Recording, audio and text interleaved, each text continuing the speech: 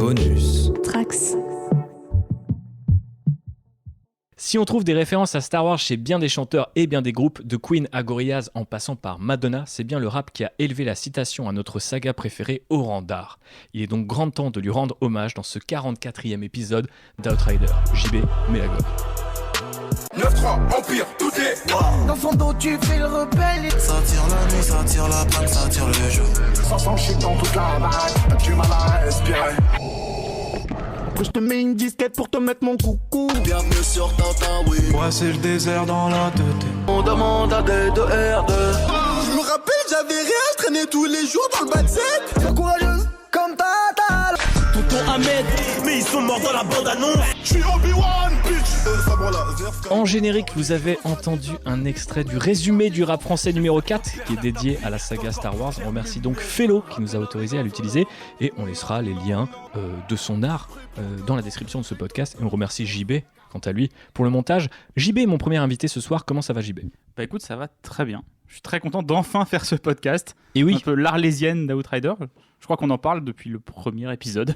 très exact. D'ailleurs, on précisera juste si à un moment une référence tombe que nous avons déjà enregistré ce C'est podcast vraiment le podcast maudit. et qu'il a été intercepté par je sais pas, les Voilà. troupes du First Order D'ailleurs, qui ont décidé qu'on n'avait pas le droit d'écouter le rap. Podcast, on n'avait jamais eu de vrais gros problèmes techniques. Là, j'ai carrément chié dans la colle.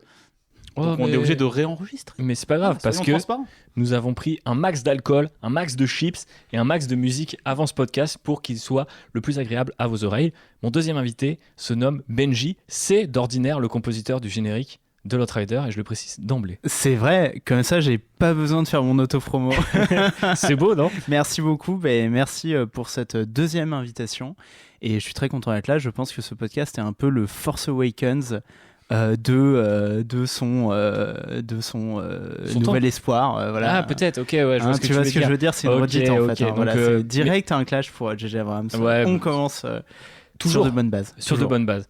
Et enfin, pour terminer, j'ai l'immense honneur d'accueillir notre cher Yerim Sar, et qui est Maître Splinter, et qui est Maître Rodka, et qui est l'homme qui n'aimait pas Star Wars et qui a écrit un article là-dessus sur Vice il y a bien longtemps. Comment Ah ça oui, va ? c'est vrai. Bah écoute, ça va super, merci de l'invitation. Bah écoute, merci à toi d'être revenu. On sait que tu as posé certaines conditions, mais tu es revenu, donc ça fait plaisir. Est-ce que tu peux nous dire, avant qu'on rentre dans le vif du sujet, comment tu as découvert Star Wars rapidement, Yerim ? Genre la première... Ouais, c'était pas original, hein, c'était une énième rediffusion télé quand j'étais petit. Je suis même plus sûr de les avoir vus dans le bon ordre à l'origine. Mais voilà. En gros, le seul truc, c'est que c'était la trilogie originelle. Parce que je suis extrêmement vieux. Mais Comme nous donc tous. les rediffs télé Sauf Benji. étaient les rediffs télé de la première trilogie. Et voilà. Et tu te l'es mangé ou c'est un truc qui fait partie un peu de ton imaginaire ou pas trop ? Pas plus que Non, pas trop. Je saurais.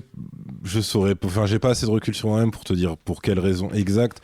Je sais que la dynastie des Skywalker m'intéressait pas plus que ça. Je faisais vraiment partie des connards qui préféraient Solo et qui auraient voulu un film Solo. Alors pas comme ce qui s'est passé bien après, mais en gros voilà, que ce soit focus sur Les prolos de un l'espace. peu les pros de l'espace, un peu bad boy à la con, tu sais, qui répond je sais quand on lui dit je t'aime, ouais, vraiment ce genre de connard quoi. Donc Mais il y a beaucoup de le gens côté comme ça. chevalier dans l'espace me parlait moins parce qu'en fait les films de samouraï et de chevalier me parlaient pas du tout à la même époque. C'est plus côté cowboy et gangster qui t'intéresse. Un peu ouais. Côté fonce-dé dans le vaisseau.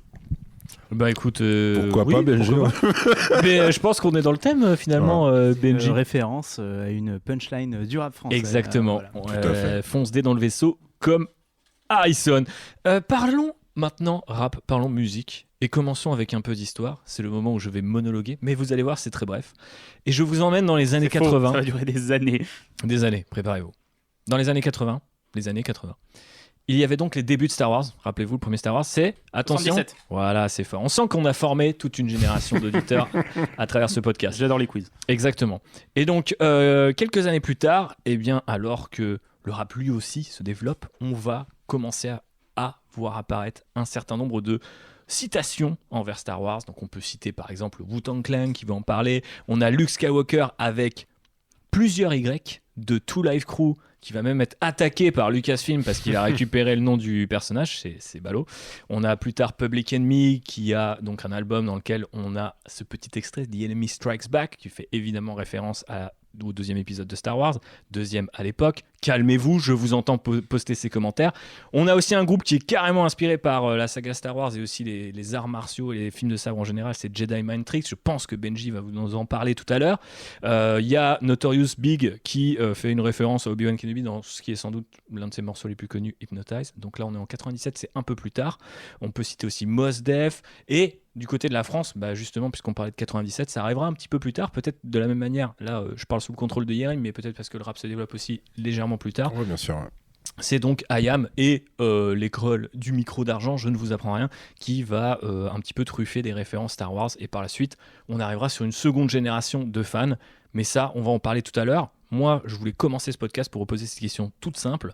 Pourquoi en fait les rappeurs, ils aiment tant Star Wars, en tout cas les rappeurs de cette génération-là, pourquoi ils l'invoquent, à votre avis? Et on commence par... on commence par Benji, parce qu'il me fait un sourire. Allez, pourquoi pas. Je pense déjà que Star Wars,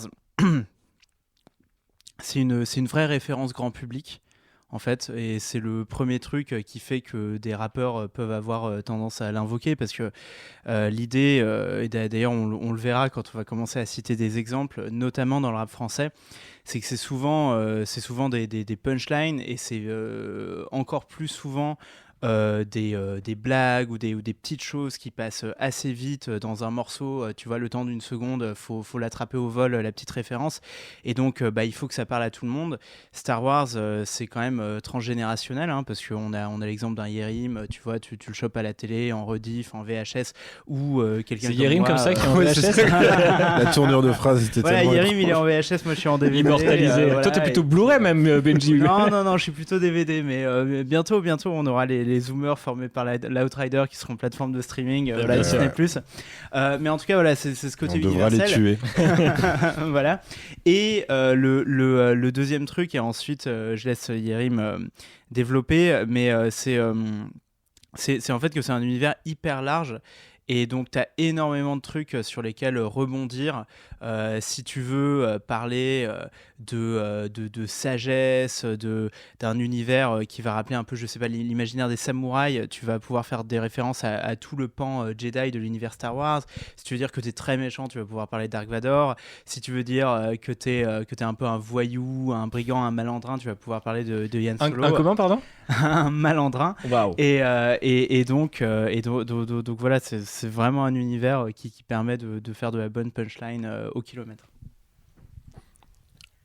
Écoute, ouais, c'est de base, c'est exactement cette raison. Après, c'est vrai que peut-être vu de loin ou vu de l'extérieur, peut-être le très grand public peut avoir l'impression que les rappeurs préfèrent plutôt traditionnellement les films ou les références de gangsters, de mafia, etc. Mais il y a aussi beaucoup des deux côtés de l'Atlantique d'ailleurs, des clins d'œil et des citations de pop culture beaucoup plus généralistes que ça. Donc en gros, t'as autant de Star Wars par exemple que de super-héros. Et après effectivement t'as le côté générationnel qui joue. Donc initialement c'était des références assez faciles d'accès parce que centrées sur la première trilogie. Donc en gros c'était sabre laser, les noms des personnages principaux, et pas grand chose de plus. En fait, c'était vraiment la symbolique, le bien et le mal, etc. Ouais. Puis, quelque part à l'époque, Star Wars n'était pas non plus l'univers, on va dire, tu sais, avec tout un canon ultra développé tel qu'on le connaît aujourd'hui. Ouais. Donc forcément, tu citais un truc comme si tu citais quelque chose de l'ordre de, je sais pas, d'une chanson populaire en fait de l'époque. C'est ça. Ça fait partie de l'imaginaire collectif, quoi. C'est ça. Et après, tu pouvais par contre avoir tout un jeu autour de l'utilisation de ces références très grand public, c'est-à-dire que, en fait, au-delà du côté quelqu'un qui va s'identifier directement à un personnage, tu peux avoir quelqu'un qui va dire par exemple qui va comparer la longueur de son sexe à un sabre laser, tu vois, donc ce qui est pas exactement le premier truc qui te viendrait à l'esprit. Mais donc Hulk Henry par exemple faisait ça puisque il faisait rimer Anakin avec Pin de mémoire, très fort. Et après t'as aussi des trucs légèrement plus obscurs. Je crois que c'était, alors je sais plus sur quel titre de Lunatic sur Mauvaise Oeil, t'avais Booba qui disait j'ai la force comme Anakin, donc jusque-là, ça va. Mais sauf que la phrase finit par « j'opère au laser ». Et donc, en gros, voilà, t'as tout le côté un peu jeu de mots double sens, donc que ce soit sur le laser. Tu peux avoir aussi de l'ironie sur la force, qui peut être utilisée pour plein de trucs. Effectivement, Biggie, quand il le dit, c'est pas pour combattre les forces du mal.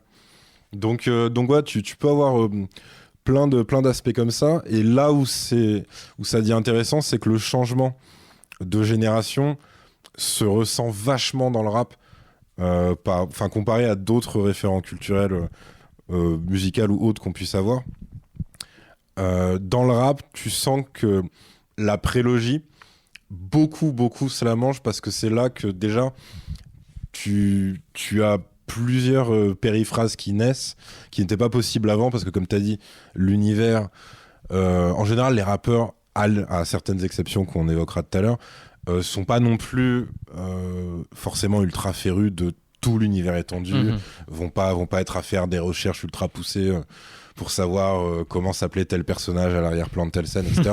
Par contre, dès que la prélogie arrive et que tu as donc les médichloriens qui commencent à faire leur apparition dans plein de lyrics, parce qu'il y a le côté, alors ça permet de faire plein de trucs, ça permet de dire qu'en fait tu as un truc presque génétique. T'es l'élu, quoi. Dans le sang, voilà.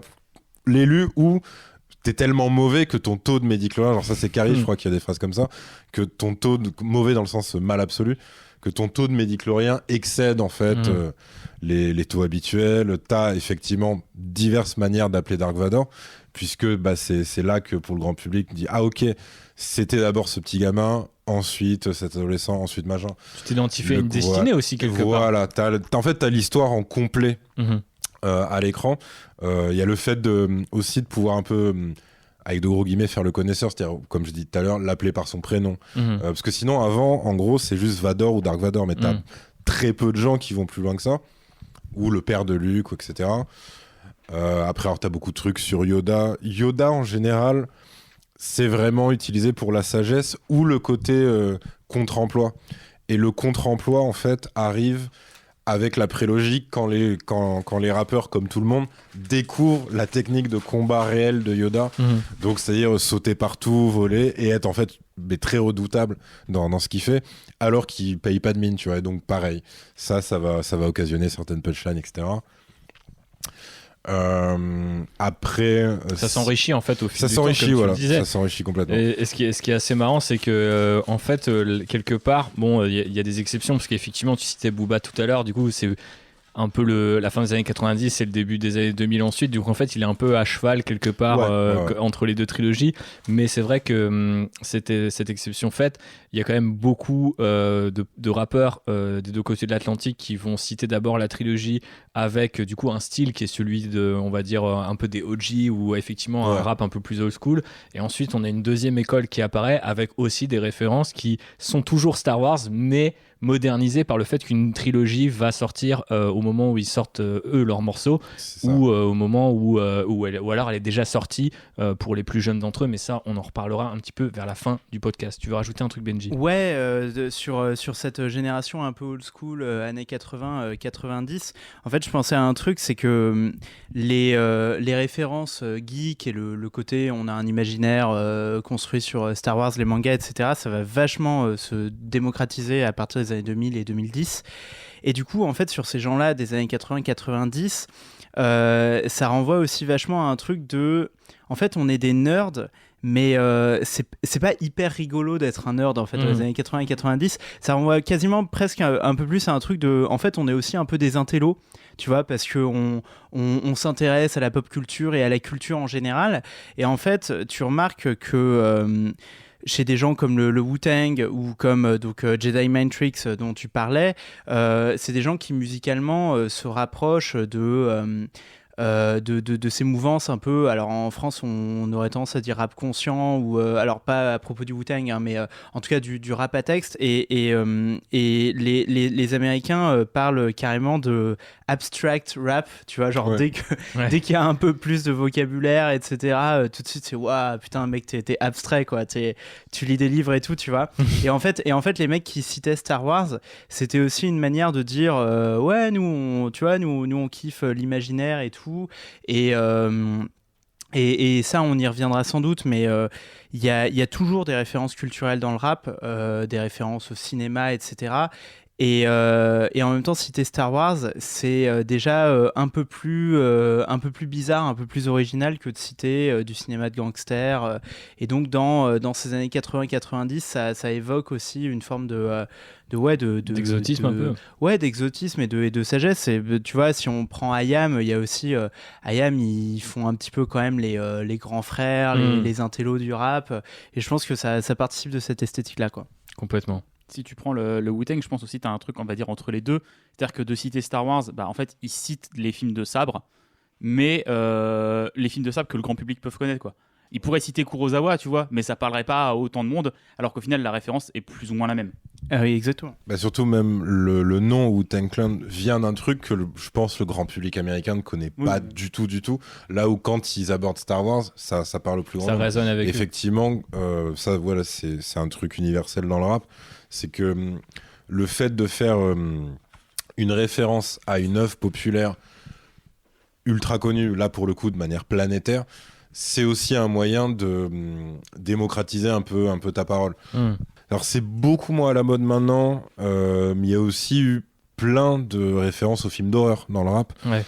Mais là, l'intention, elle est un peu inverse, c'est de dire, regardez, on est tellement méchants qu'en fait, nous, on ne jure que par ça. Et donc, tu vas avoir un gars qui va dire... Là, c'est de la contre-culture au final. Là, c'est plus l'angle contre-culture, même si ça va pas être des films d'horreur enfouis. Ça va être vraiment du Vendredi 13, du Halloween, du Freddy Krueger, enfin des Griffes de la Nuit. Mais l'intention est pas la même. Star Wars, c'est à double sens. T'as le côté... tout le monde peut se reconnaître là-dedans, tout le monde peut comprendre ce qu'on dit. Et t'as le côté... On peut détourner une œuvre qui est pas du tout pensée pour s'intégrer au code du rap, si tu la regardes de loin. Alors que oui, en fait, tout ce qui est universel peut s'intégrer dans le rap et vice versa. Bien sûr. Donc il y a aussi cet aspect-là. Tu mets le doigt sur un truc parce que je pense que, bon, moi, plus tard, plutôt dans les années 2000, voire 2010, mais c'est vrai que pour quelqu'un qui a grandi dans une famille, mon daron écoutait énormément de rock, voire du hard rock, un peu les débuts du métal, etc. Donc moi, vers lequel je me suis tourné assez rapidement. Donc le rap se développait, je connaissais, on va dire, les trucs classiques, mais je n'étais pas forcément un malade de ça. Mais à partir du moment où j'ai découvert qu'il y avait en fait des espèces de points de connexion, des références communes, j'ai commencé à kiffer, et notamment aussi par rapport à cette richesse que moi je trouve toujours énorme dans le rap, justement de détourner aussi les références. Et comme tu as donné quelques exemples, Yeri, mais je pense que ces trucs-là, moi par exemple Booba qui me citait effectivement du Yoda ou du Vador ou etc., mais pour amener autre chose, je trouvais que c'était super proche de ma façon quelque part de penser ou de délirer avec mes potes, où tu dis les associations d'idées qui en fait sont pas évidentes pour les darons mais qui vont devenir exactement. Et donc en fait ça devient un peu un jeu, tu vois, de les capter et de se les redire entre nous et d'écouter les morceaux d'abord en disant tiens écoute le morceau, je sais que c'était pas trop rap mais il y a une référence à ceci cela. Pour la petite anecdote, mon père il connaît rien au rap mais je l'ai fait écouter IAM et donc le fameux morceau sur l'école du micro d'argent, et il fait waouh, je savais pas que les rappeurs ils connaissaient Star Wars, genre vraiment le mec était en mode ah oui d'accord, moi je ne savais pas que c'était ça, tu vois, et il s'est mis à écouter du coup d'autres albums et d'autres artistes à partir de là. Depuis donc les fans de Caris. Peut-être pas, mais bon, on l'a vu dans certains mariages danser sur Chouin, mais on ne dira rien. C'est l'honneur de ma famille qui est en jeu. Ressorti. Mais tu mets le doigt sur un vrai truc, c'est que la référence à Star Wars, en fait, elle a aussi une manière d'adoucir un petit peu le rap pour un certain grand public. Bah ouais, complètement. Et en fait, à l'inverse d'autres références, tu vois, et je parlais des références aux films de gangsters, tu vois, dans le rap, que ce soit US ou en France, il y a énormément de références au cinéma de gangsters et des références même assez érudites. En fait, Là, pour le coup, ils peuvent se permettre d'être très pointus C'est sur ça. le cinéma de gangsters. Tu vois que les mecs ont regardé des putains de films, ils ont maté les De Palma, les Scorsese, etc., tous les bons films, et ils ont les références les plus précises. Et même les ils trucs qui peuvent, sont même pas sortis en France. Parce que la limite de Palma et Scorsese, tu peux dire, ok, c'est des Oui, classiques bien et sûr. tout. Mais genre, les mecs, par exemple, Les Princes de la Ville, mais c'est un truc. Le grand public, je pense, il ne sait pas ce que c'est. Les trucs comme American Me, etc., tu vois, tout ce qui était les Vatos, machin. En fait, c'est des classiques de la banlieue française. Mais c'est pas des classiques au sens strict du cinéphile lambda qui va pas les mettre dans sa liste, tu vois. Mais c'est exactement ce que j'allais dire, c'est qu'en fait, le rap a déjà un univers de références qui sont au départ les références des rappeurs eux-mêmes et de leur premier public direct. C'est-à-dire vraiment, genre, effectivement, si t'as grandi en banlieue, genre, t'as vraiment un univers de références assez précises. Et les références à Star Wars, c'est aussi une manière de dire, ouais, mais vous en faites pas, on n'est pas que là-dessus. Et je trouve qu'une référence à Star Wars,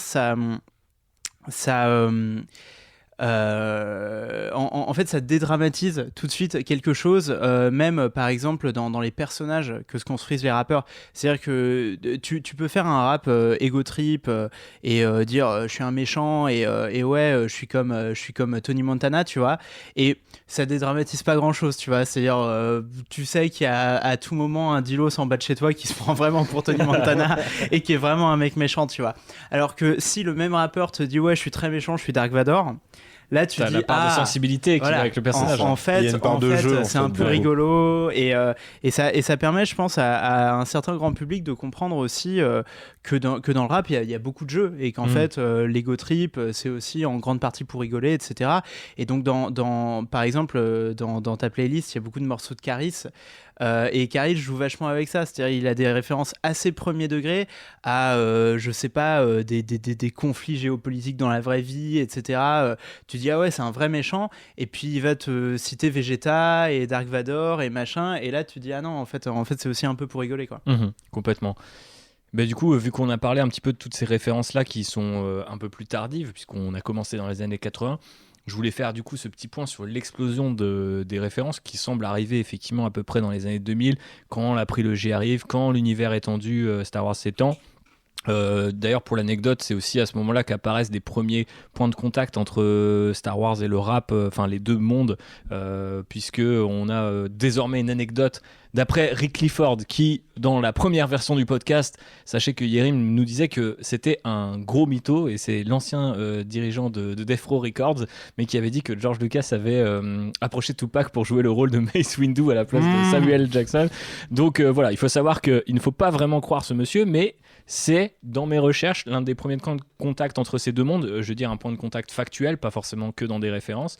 Et effectivement, ça va se multiplier du coup dans ces années 2000. Aux États-Unis, il y a Nas qui compare le rap game à un Star Wars dans un morceau qui est éponyme. Il y a André 3000 qui mentionne Han Solo, il y a Valentine's Day d'Outkast qui parle de tout ça. Effectivement, en France, Booba, lui, il reste, je pense, pendant longtemps assez hégémonique. Après tout, on parle encore de lui aujourd'hui.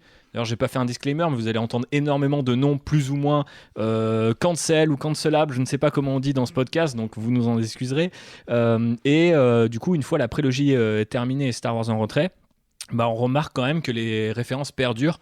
Comme si, malgré en fait l'accueil critique assez timide qu'ont pu avoir ces trois films, on voit que elles ont laissé ce fameux grand mème aujourd'hui ça n'a pas laissé une trace dans la culture populaire. On sent qu'en fait, si on se réfère au rap, en fait le rap il va perdurer, et on le voit effectivement chez des mecs comme Caris, on voit aussi dans une autre école, celle de Neochrome, Al Capote et Seth Gecko, qui multiplient sans cesse les références au rap. Donc, le final, 667 aussi. Le 667 un peu plus tard. École, un peu qui arrive légèrement plus tard aussi. Et alors pas tout l'entourage, mais une partie assez conséquente aussi de ces mecs-là qui sont à peu près de la génération aussi du 667. Donc ouais. Complètement. Et justement, je voulais qu'on attaque un peu on en a déjà assez largement parlé, mais on continue de s'enfoncer dans cette période sombre qui était les années 2000-2010 avec du coup des petits focus sur certains artistes en particulier. Et en France, je voulais qu'on parle de Booba et Karis, qu'on a beaucoup cité. Mais donc, ce qui est assez intéressant, c'est qu'aujourd'hui, c'est une rivalité qui est aussi légendaire finalement que les rivalités dans Star Wars. Et pourtant, ils semblent se rejoindre sur un truc, c'est la saga comme un référentiel assez majeur en fait de leur discographie. Orly, c'est le nouveau Mustafar. C'est même Tatooine, j'ai envie de dire, parce que toutes les histoires semblent y mener, tu vois. Donc, moi, je trouve ça super bien. Enfin, je trouve ça assez, super bien. Forcément, ce que j'aime beaucoup, c'est la période là de ces deux artistes. Et je trouve ça assez marrant qu'ils se soient rejoints là-dessus, même si ce qui pour moi l'un des meilleurs feats du rap français, Kalash, ne mentionne pas de référence à Star Wars, alors que ça aurait été la parfaite occasion pour. Il était plus sur les doigts de pied. Exactement. Ceux qui connaissent le morceau auront la ref. Et les gilets fluo, bien sûr. En avance sur son temps, notre cher Karis. Mais effectivement, en avance sur son temps aussi sur le fait que, admirer la transition, il y a énormément de références à la prélogie, et spécifiquement la prélogie chez Karis. Et je voulais te donner la parole là-dessus, Yerim, parce que tu as réalisé une interview, je ne sais plus pour qui c'était, mais elle est trouvable sur YouTube si vous tapez Yerissa et Karis, peut-être. Ok, ça devait être pour Check alors. Ouais, ok, Ouais, donc c'est ça, c'était pour Check. Check. Et vous aviez parlé à l'occasion de je sais plus quel album, c'était peut-être 270 ou c'était.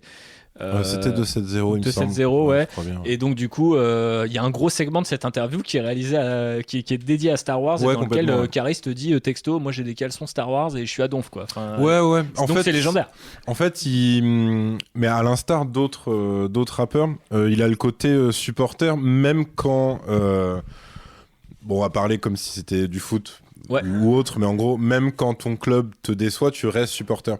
Et c'est ça qui m'explique, parce que là, du coup, je le lance. Il parlait sur, des nouveaux films, non Voilà, sur la postlogie.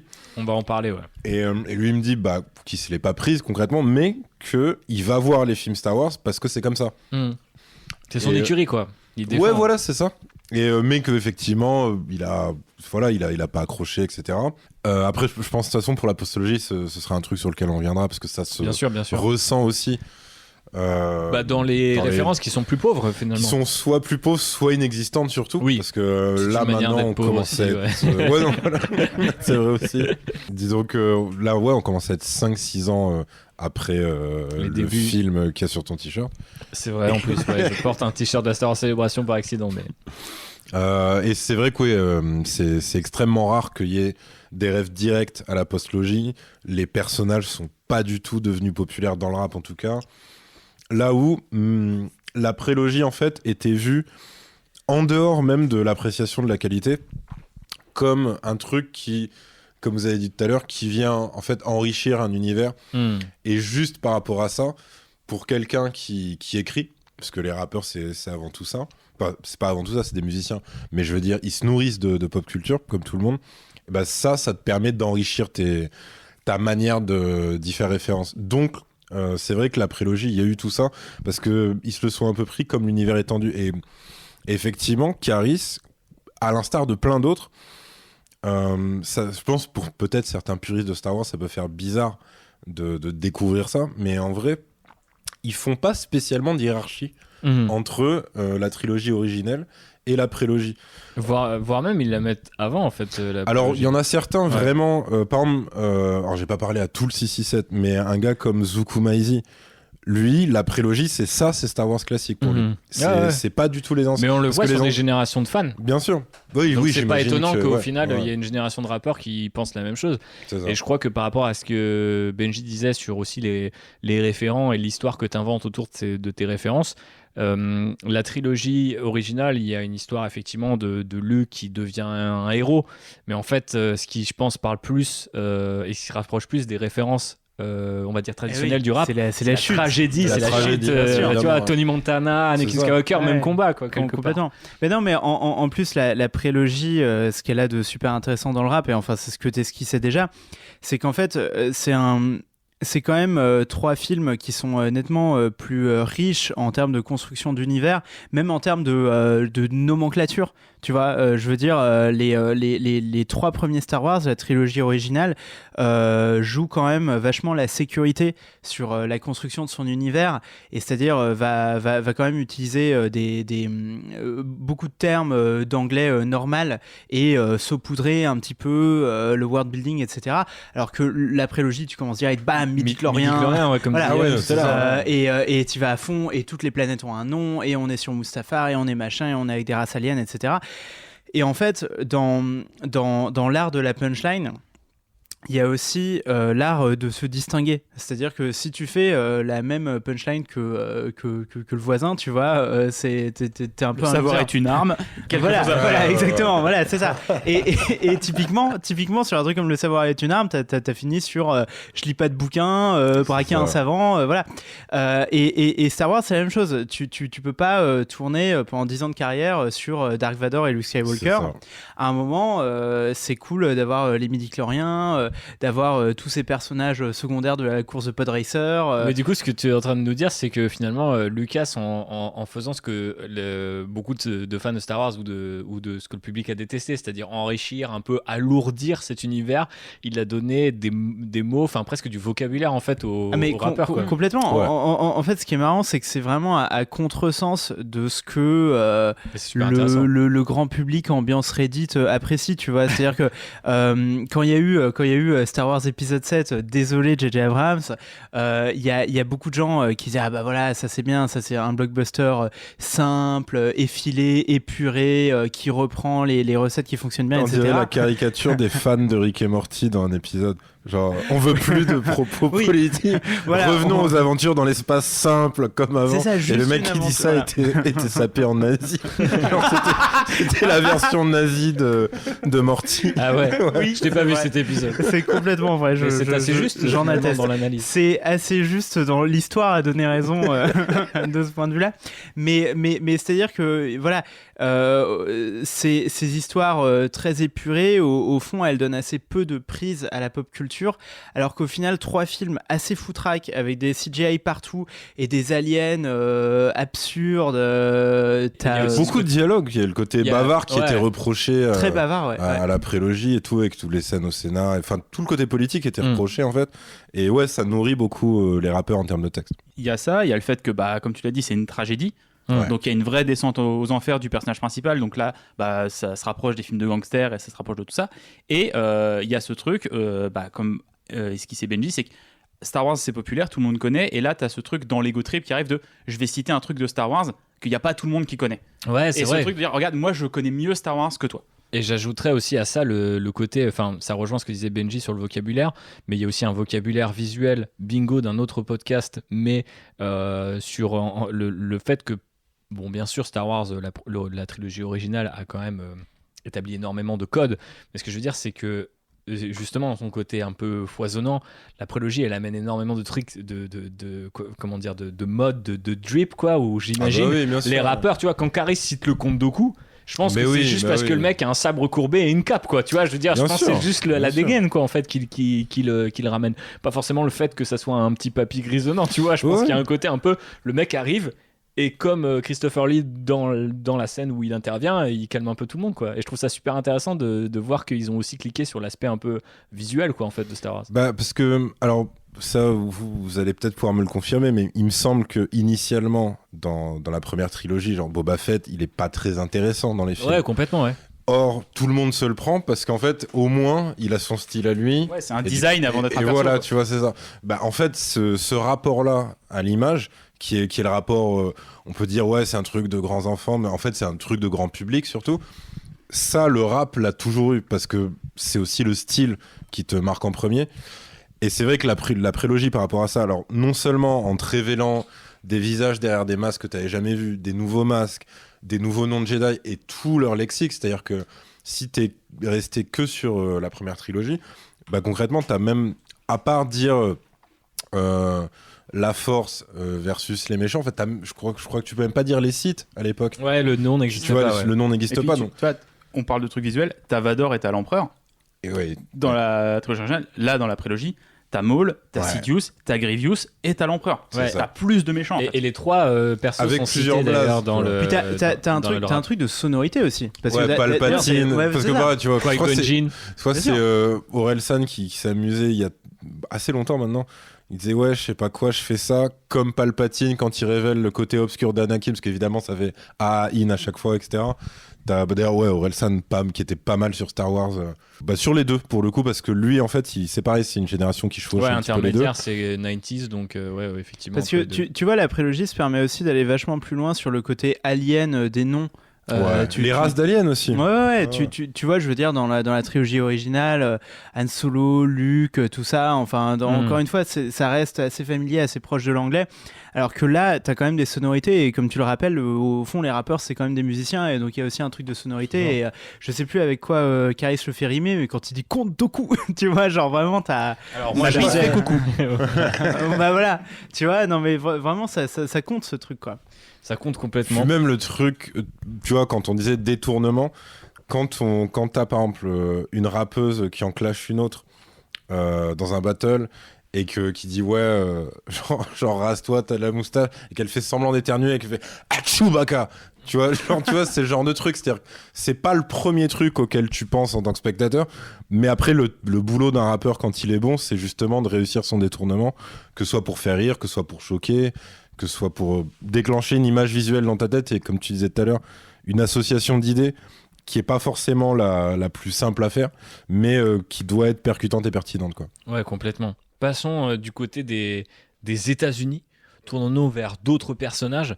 Là, j'ai envie de citer au moins 2 rappeurs, mais avant, je vais citer 2 autres sur lesquels on va moins revenir, qui sont nos amis Drake et Lil Wayne, qui sont 2 des rappeurs de l'autre côté de l'Atlantique qui font assez régulièrement référence à Star Wars. Mais bien sûr, ceux qui viennent en tête en premier quand on parle du rap outre-Atlantique et du rap a fortiori qui fait des références à notre saga préférée, c'est Eminem d'un côté. Mais en même temps, j'ai envie de dire que est-ce qu'on pense forcément à Eminem spécifiquement parce que lui fait énormément de références aussi aux comics, Ouais, aux plein de super-héros. En fait, il a une. En fait, c'est un vrai fanboy assumé de plein de trucs. choses. Ouais. Donc, il y a peut-être forcément du Star Wars là-dedans. Chez une discographie en particulier qui va réunir Benji d'un côté et JB de l'autre, celle de Kanye West, il y a vraiment un emprunt assez énorme à Star Wars. Est-ce que vous pouvez nous parler de ça avant que ce podcast soit tout simplement disparaisse d'Apple Podcast, hein, je pense qu'on va le dire Oui, très parce clairement. qu'en fait, la discographie de Kanye West, elle réunit moi, JB, et aussi divers néo-nazis aux États-Unis. Voilà, bon, malheureusement, hein, c'est Ils la sont vie. également fans de la première saison de Rick et Morty. Et de Freeze Corleone. Et de Freeze Corleone, voilà. Mais Freeze, il l'a plus mérité que les autres. Mais C'est dit. c'est dire. Non, mais du coup, effectivement, il y a pas mal de références à Star Wars chez Kanye West. Et notamment, ça, on n'a pas encore eu l'occasion d'en parler, mais c'est presque une bonne transition avec tout ce qu'on a dit sur le côté sonorité, sur le sound design. Parce que on en parlait l'autre fois, mais il y a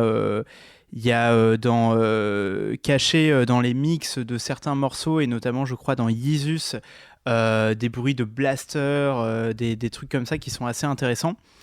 Et Kanye West, Il y a un morceau sur Watch the Throne où genre c'est plus un beat, c'est juste des bruits de tir de blaster. Kanye, il a énormément été influencé par Star Wars, que ça soit dans ses textes, mais aussi dans ses musiques en fait. Mais même au-delà, dans les autres trucs qu'il a fait des fringues. C'est des fringues de gens qui habitent sur Tatooine en fait. Ouais, il avait C'est des ponchos troués. Et il avait le même projet qu'avait, c'est assez marrant parce qu'avait George Lucas quand il a commencé à être assez riche et qu'il a Avoir chopé, un ranch. Et effectivement, avoir un ranch. il a fait une mais séance au-delà d'écoute dans un ranch. mais justement, du coup, sur les territoires acquis pour le Skywalker Ranch et en fait tout le domaine de Lucasfilm là en Californie, Lucas voulait créer des maisons pour les sans-abri en fait, et du coup l'environnement assez gentrifié du coin a dit non, et de la même manière Kanye, alors je ne sais pas s'il l'a fait, je suis pas un spécialiste, mais voulait aussi créer des maisons pour les Il sans-abri. voulait construire des villes en fait à une Mais époque. c'était inspiré Il voulait- des maisons de Tatooine. des maisons de Tatooine, Ouais, il voulait faire ces espèces de bulles à la Tatooine. Je me demande s'il en a peut-être pas fait une ou deux, mais effectivement, de qui toute sont façon, d'ailleurs des vrais habitats. Des idées de mégalopole comme Walt Disney. Donc, Ouais. tout tout se recoupe. Mais oui, et Bulma. mais ce qui est, enfin, en fait, je rebondis sur ce que tu disais, JB. Ce qui est intéressant avec la manière dont Kanye cite Star Wars, c'est que il y a le côté vraiment entier de, il comprend que c'est un imaginaire complet, et donc ça va inspirer donc comme tu dis les vêtements, et ça nous rappelle que c'est vraiment un imaginaire Star Wars, et d'ailleurs c'est ce que je disais au tout début sur le côté, en fait je pense que Star Wars a eu beaucoup de succès dans le rap et dans la pop culture en général parce que c'est un patchwork, et donc Star Wars c'est aussi une porte d'entrée vers plein de domaines de l'imaginaire et de la culture qui sont en fait d'une richesse folle en dehors de Star Wars. Donc par exemple on a le Wu-Tang ou IAM qui utilise Star Wars comme porte d'entrée pour finalement parler de films de sabre et de samouraï, et avec Kanye West Même IAM en vrai c'était un morceau conscient presque politique. Oui, ça d'ailleurs Attention, hein, Yerim, Star Wars c'est pas politique. Hein, non mais putain c'est vrai que maintenant je t'ai eu. On veut juste des aventures dans l'espace. Ouais, c'est ça. Mais en gros voilà, c'est des portes d'entrée vers plein de choses, et donc si on prend le côté Tatooine du truc, donc effectivement Kanye West dans ses lignes Yeezy a tout un tas de designs qui ressemblent à des trucs portés sur Tatooine, des espèces de ponchos du désert, des énormes lunettes, etc. Et en fait ça en filigrane c'est aussi inspiré de la culture du Maghreb, et donc c'est super intéressant la manière dont Star Wars est bouclée, en est fait. une porte d'entrée vers tout un tas d'univers très riches et d'imaginaire. Et t'as tout un côté afrofuturisme en fait qui peut être Complètement. rattaché très facilement. Et puis il va même jusqu'à citer George Lucas aussi. Ouais, Ouais. on va en parler un petit peu dans le quiz ensuite, mais Et alors, dernier truc sur Kanye West avant qu'on passe à autre chose. L'anecdote. Il faut quand même citer l'anecdote. Il y a un lien avec Star Wars dans sa rencontre de Kim Kardashian. Donc voilà. En fait.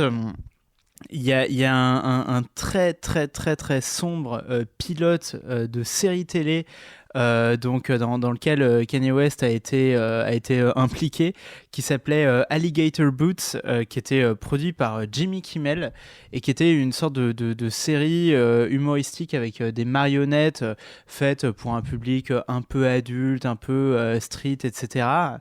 Pour ce pilote qui a été tourné, hein, il existe sur YouTube un making of du truc qui est très très drôle. Kanye West a eu l'idée d'un sketch avec Kim Kardashian déguisée en princesse Leia, slave Leia de l'épisode 6, le fameux évidemment. bikini doré. Voilà, le fameux bikini doré. Évidemment, et bon, on rappellera à toute fin utile que Kanye West est cancel, donc on peut empiler du cancel sur du cancel de toute façon. À partir Au point où il en est maintenant. Au point où il en est, voilà. Je veux dire que mois par mois ça fait plus. Absolument. Et donc. Et en fait, cette idée de sketch était vraiment juste un prétexte pour lui à en fait enfin parler à Kim Kardashian. Kim Kardashian a dit oui, et donc dans le making of, il y a des scènes assez rigolotes où on peut voir un Kanye West inhabituellement timide essayer d'expliquer oui, en fait le sketch. C'est la rencontre en direct. C'est que t'es là en slave Leia, du coup t'es en bikini. Bon, c'est juste pour le sketch, hein, c'est parce que c'est rigolo. Donc voilà, c'est très très drôle. Idée de Allez date, voir. hein, peut-être, hein, je ne sais pas. Si vous voulez, vous aussi, à votre tour, être Kanye cancel. West. Non, mais c'est quelqu'un qui est quand même, je pense, assez obsessionnel. Et il y a une interview de Ninja de Diane Source qui a été faite par Vice, je crois à l'époque, où il raconte sa rencontre avec Kanye West. Genre, il va chez lui. Et Kanye West, genre c'est un mardi après-midi ou un truc comme ça, il est chez lui, il mate un porno et Star Wars en même temps. Et il y a vraiment ce truc, il te raconte ça, et là il y a Kim Kardashian qui arrive, qui a fait un gâteau à la banane, et puis après on est allé faire un basket avec Drake et tout. Mais genre le mec, dans son quotidien, regarder Star Wars et du porno en même temps, c'est quelque chose de normal. Mais c'est là que je suis content qu'on ait fait une deuxième version de ce podcast, parce qu'il n'y avait pas eu cette anecdote la première fois. Et pourtant, je suis à peu près certain que tu me l'as déjà raconté. Je recommande vraiment cette interview pour les gens qui aiment le cringe. Hein. Ouais, effectivement, on est très très loin dans le cringe. Et je propose qu'on y reste quelque part, puisque j'y ai fait allusion tout à l'heure. L'intérêt de ce podcast, c'était aussi de vous proposer deux choses. Tout d'abord, une playlist Donc, qui est dispo sur Spotify et sur Deezer en fonction de votre plateforme préférée, qui s'appelle Star Wars et Rap. Alors, n'écrivez pas ET, vous utilisez ce joli signe qu'on appelle Les sperluettes. Merci JB.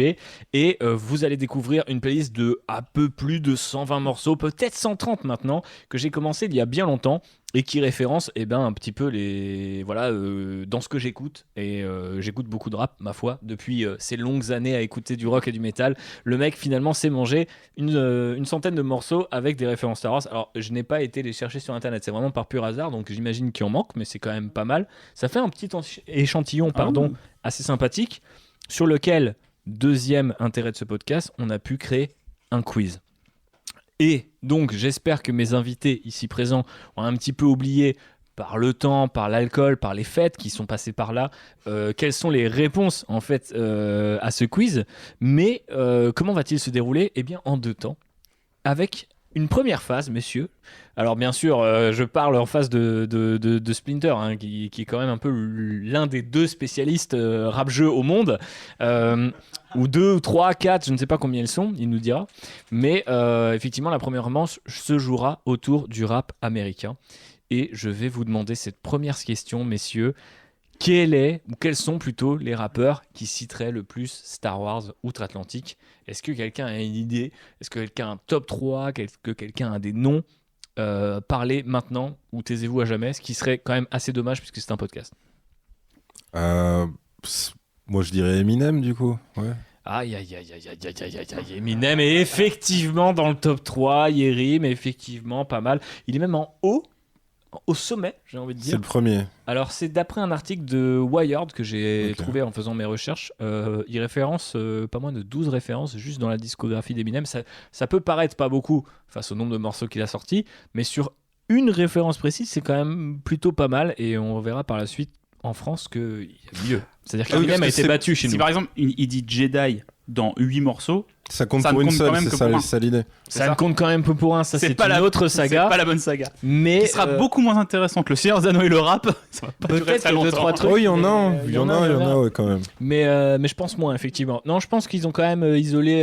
J'avais un petit peu fait mes recherches jusqu'au bout parce que je suis moi-même un nerd et un petit peu obsessionnel. Alors, j'en suis pas au point de faire et le tableau Excel avec les références et mater du porno et mater Star Wars en même temps, mais j'ai quand même noté qu'effectivement s'il citait Jedi puis Dark Vador et qu'il recitait Jedi, ça comptait quand même comme 3 références. Mais du coup tu rentabilises pas vraiment ton temps. Non, mais pas du tout. Enfin, le podcast c'est complètement bénévole, Yerim. Genre il y a que toi qui peux vivre de tout ça. Je sais pas comment tu fais d'ailleurs.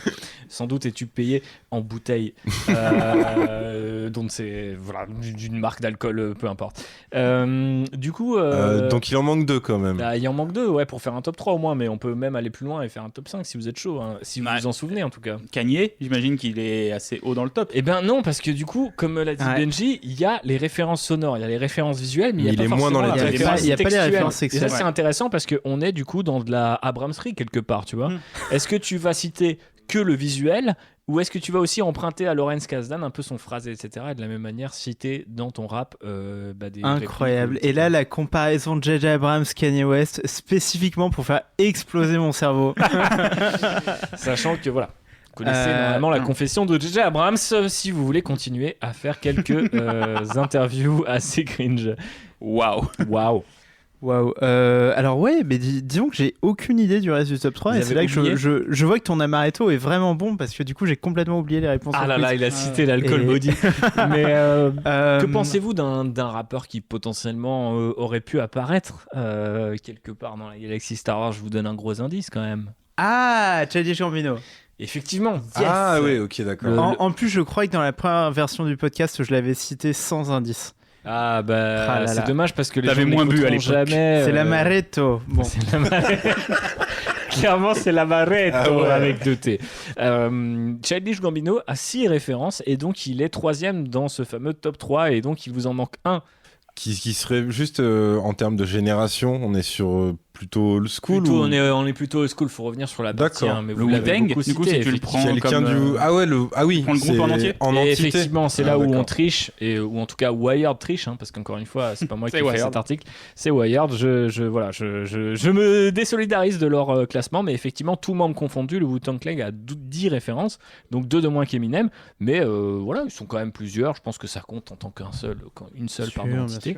Et donc, ça le fait. Est-ce qu'on va pousser jusqu'à un top 5 Un top 5 moi, Drake. Il y a des rappeurs très pointus dont on avait parlé la dernière fois, mais je ne sais pas si vous en souvenez. Drake n'en fait pas partie. Comme Derrière Kalim, il est très pointeur, pas très pointu. On continue dans le cancel. Quelque part, c'est un peu... Voilà. C'est le fil rouge du On podcast. a toujours pensé que faire ce podcast serait une forme de suicide social pour notre flux RSS, et je pense que cet épisode... On va nous aller confirme. jusqu'au bout, Thibaut. Mais oui, quelque part, voilà, il est temps d'aller jusqu'au bout. Après ce beau podcast sur Endor, il est temps de revenir aux bases d'Outrider, c'est-à-dire La haine. la haine. Est-ce que c'est pareil? Je vais demander le même indice en termes de génération. Et bien est là, plus sur on des- est sur plutôt l'ancienne génération. Toujours des... D'accord. Mais il y a un mec qui est quand même... alors là, c'est plus la fin du top, mais il y a quelqu'un d'assez connu, un Jay-Z. rappeur de New York. Et voilà, très Yes. bien, très bien. Effectivement, Jay-Z est à la fin du top, parce que lui, il fait quand même 3 références. Pour un artiste qui est un peu plus, j'ai envie de dire, un peu plus mainstream. Enfin, je ne sais pas s'il l'était à l'époque, mais en tout cas aujourd'hui. Mais sinon, les 2 autres étaient Jay et Electronica. Ah oui. Et ça vous avait quelque part un peu inspiré la dernière fois. Parlez-nous de cet artiste que moi, personnellement, avant de faire mes recherches, je ne connaissais pas. Bah, énorme nerd. Donc, quelque part, c'est pas étonnant. Voilà, pas loin du complotisme ces jours-ci. Il y a des choses qui se rapprochent quand même. Voilà. Il y a une sorte de terreau depuis tout à l'heure. Mais je pense que sur Jay Electronica, enfin, c'est un petit peu ce que je m'étais retrouvé à dire tout à l'heure sur le côté rappeur à texte, un peu abstract rapper qui va aussi citer Star Wars. Et c'est un rappeur avec aussi tout un imaginaire. Hein, je veux dire, ça cite les pharaons, les Illuminati. Star Wars du coup voilà Je pense qu'il y a, je sais pas, il y a un empilement la Benji. il y a un empilement assez de incroyable. qualité. Peut-être que lui, il a compris qui c'était Maître Sifo-Dyas. Ouais, peut-être qu'il a compris. Bah, il a C'est pensé ça, que lui c'était il un regarde pharaon. l'attaque des clones et ça fait sens. C'est ça. Et Du on coup, l'envie c'est qui? quelque C'est un part. avocat? Très fort. Mais autant que toi, d'ailleurs. Effectivement, ouais. Est-ce que Big Sean t'inspire un peu plus la confiance dans ce... Ah, dans c'est ce lui qui manquait? top? Ouais. Ok, non, je l'aurais pas trouvé, honnêtement. Ouais. Ouais. Bon là c'est pour le top, top 5, hein, mais effectivement. Lui, qu'est-ce qu'on peut en dire par rapport à son rapport à Star Wars? Seulement 4 références, mais c'est quand même pas mal. Il est assez générique. Hein, Mais Big Sean. en fait, je me rends compte que dans ce top 5, Il y a plusieurs affiliés à Kanye, tu as quand des même. nerds et des incels. Ouais. En gros, hein, c'est ça, tu vois. Bah, Jay Electronica, c'est un Je pense que dans le nerd. public de Star Wars, je vous apprends rien, mais... Big Sean, c'est un peu un incel. Bah non, pas vraiment. du coup. Il fait le baiser, mais il parle beaucoup trop de Mais c'est baise parce pour un qu'attends, mec c'est que normal. sa tu meuf, vois. c'est la chanteuse. Laquelle Chanteuse R&B. Non, je vois pas laquelle. En fait, il est avec une meuf qui est une chanteuse R&B et il a pourri un de ses morceaux, c'est-à-dire elle fait un truc ultra romantique et il arrive et son couplet c'est ouais aujourd'hui on a Ken 8 fois. Mais pourquoi pas? Oui, mais non, mais en plus j'y pensais sur Charlie Gambino parce que c'est assez drôle parce que du coup Donald Glover. Et c'est un autre un incel. Mais justement, c'est là que j'y viens. Donald Glover a donc joué les deux. C'est Lando. comme Blade, c'est un non. métis. Là, c'est fini pour mon flux RSS. Il peut marcher en plein jour. Tu vois. Et on a perdu Benji.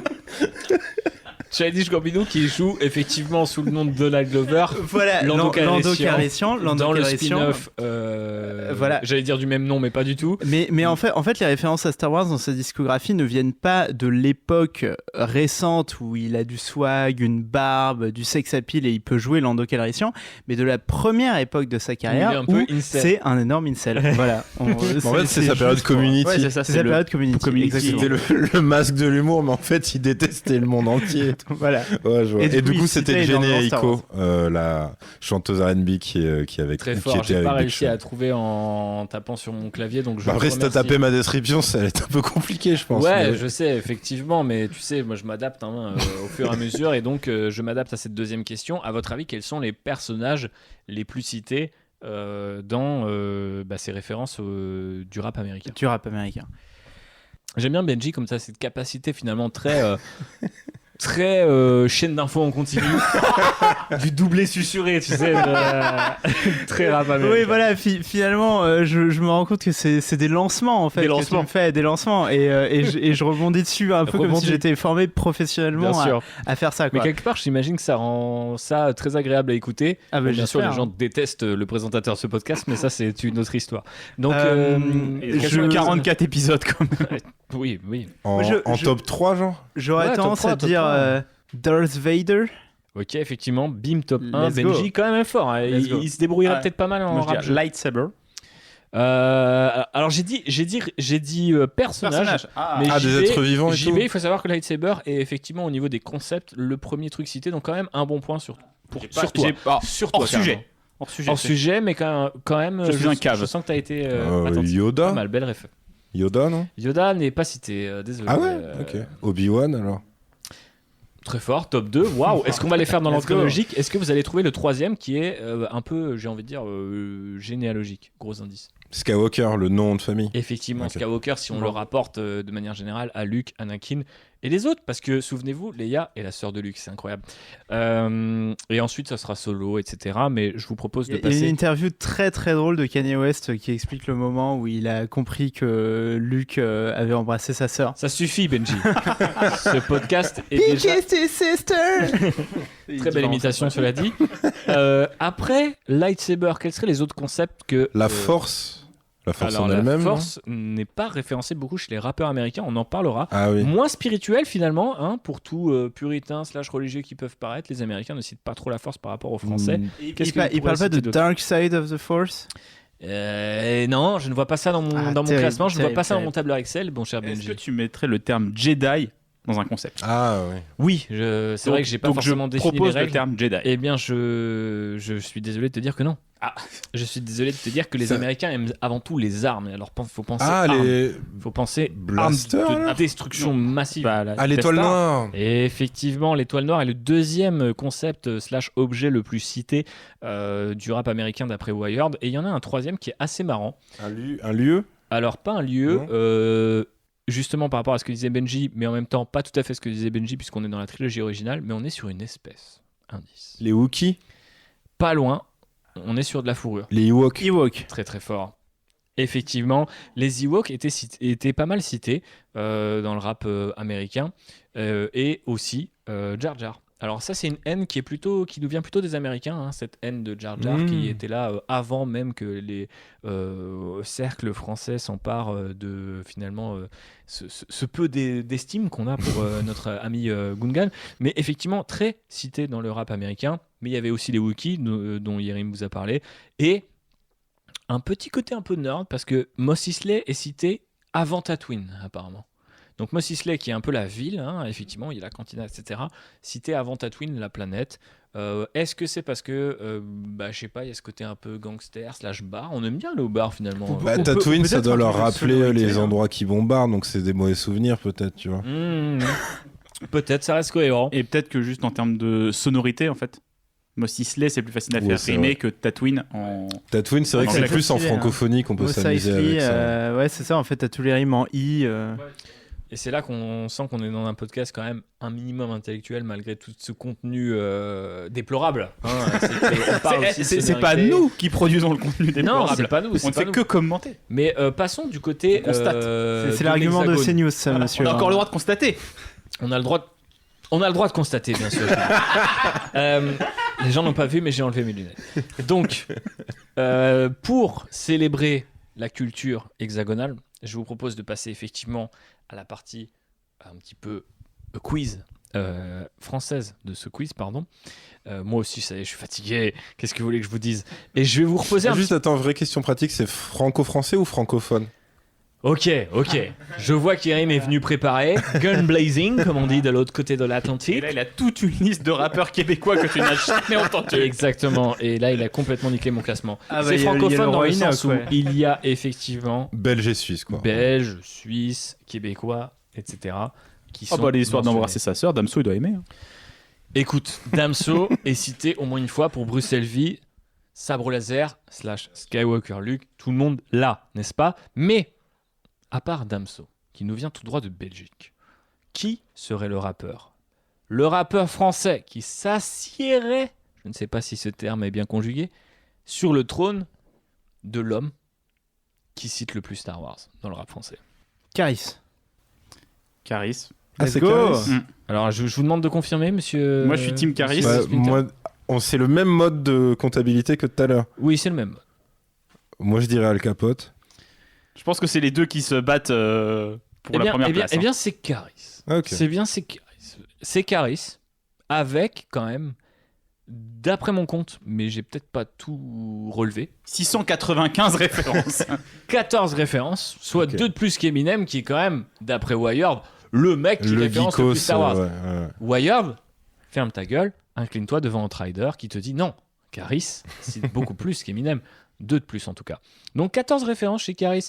Est-ce qu'on s'intéresse un petit peu de plus près à ces références ? Est-ce que ça vous dit, mes chers amis ? Mais complètement. Eh bien, effectivement, je vais vous faire une liste.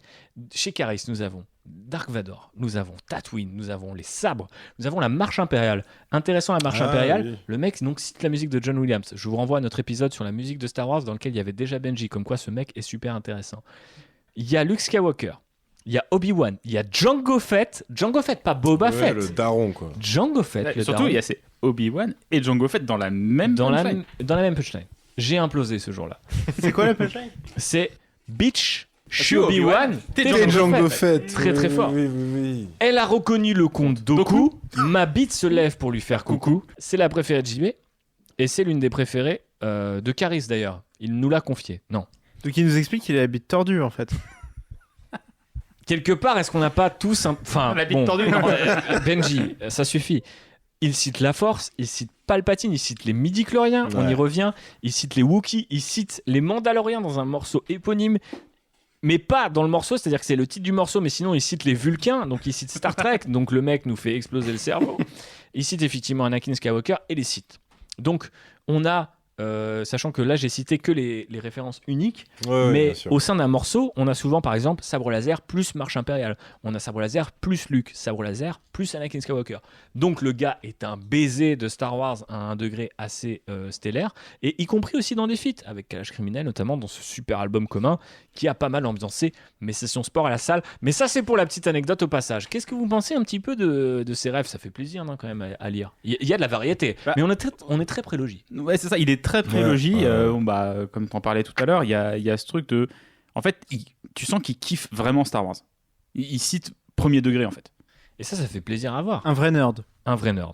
Pas un Donc, incel. exactement. À voir.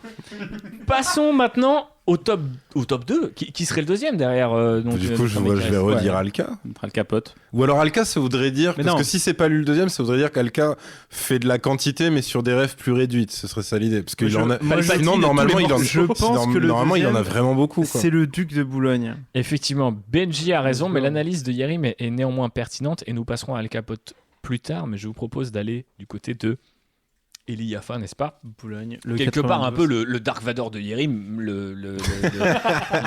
je ne sais pas comment dire. Yerim, un mot ? Non. En un mot ? Non. Non, il y aurait pas assez. Il y aurait pas assez. Non mais c'est l'empereur Palpatine du rap français carrément. Ah non, bah Booba. justement, Al Capote viendrait dire que non, lui est l'empereur. Ouais. Passons à Booba. Qui cite-t-il, vous allez me demander ? Eh bien, il y a Yoda. Et il y a Dagobah, la planète où on trouve Yoda.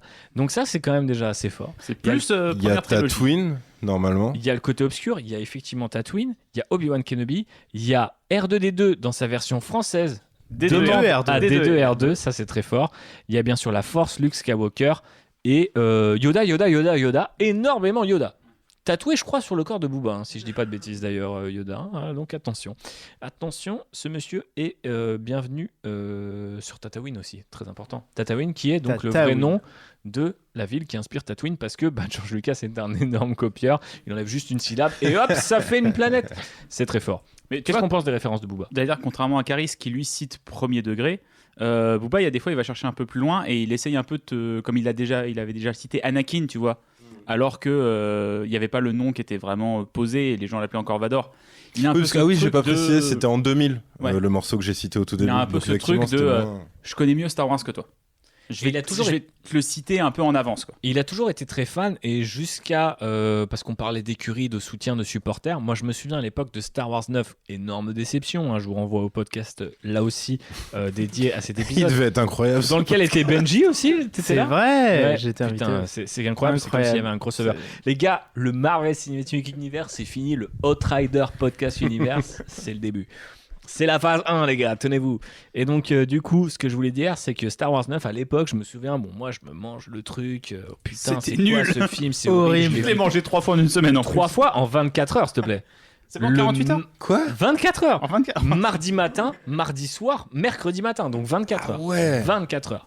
Une Après, douleur. 3 heures de Guantanamo, en Après, on a fait. fait 3 heures de podcast. Parce que c'était c'est 3 heures comme de si haine. moi j'avais fait ça avec Batman et Robin, on est d'accord? Effectivement, c'est dur. C'est Même, dur. même l'armée chaud. américaine n'a jamais tenté ce niveau-là de torture. Effectivement.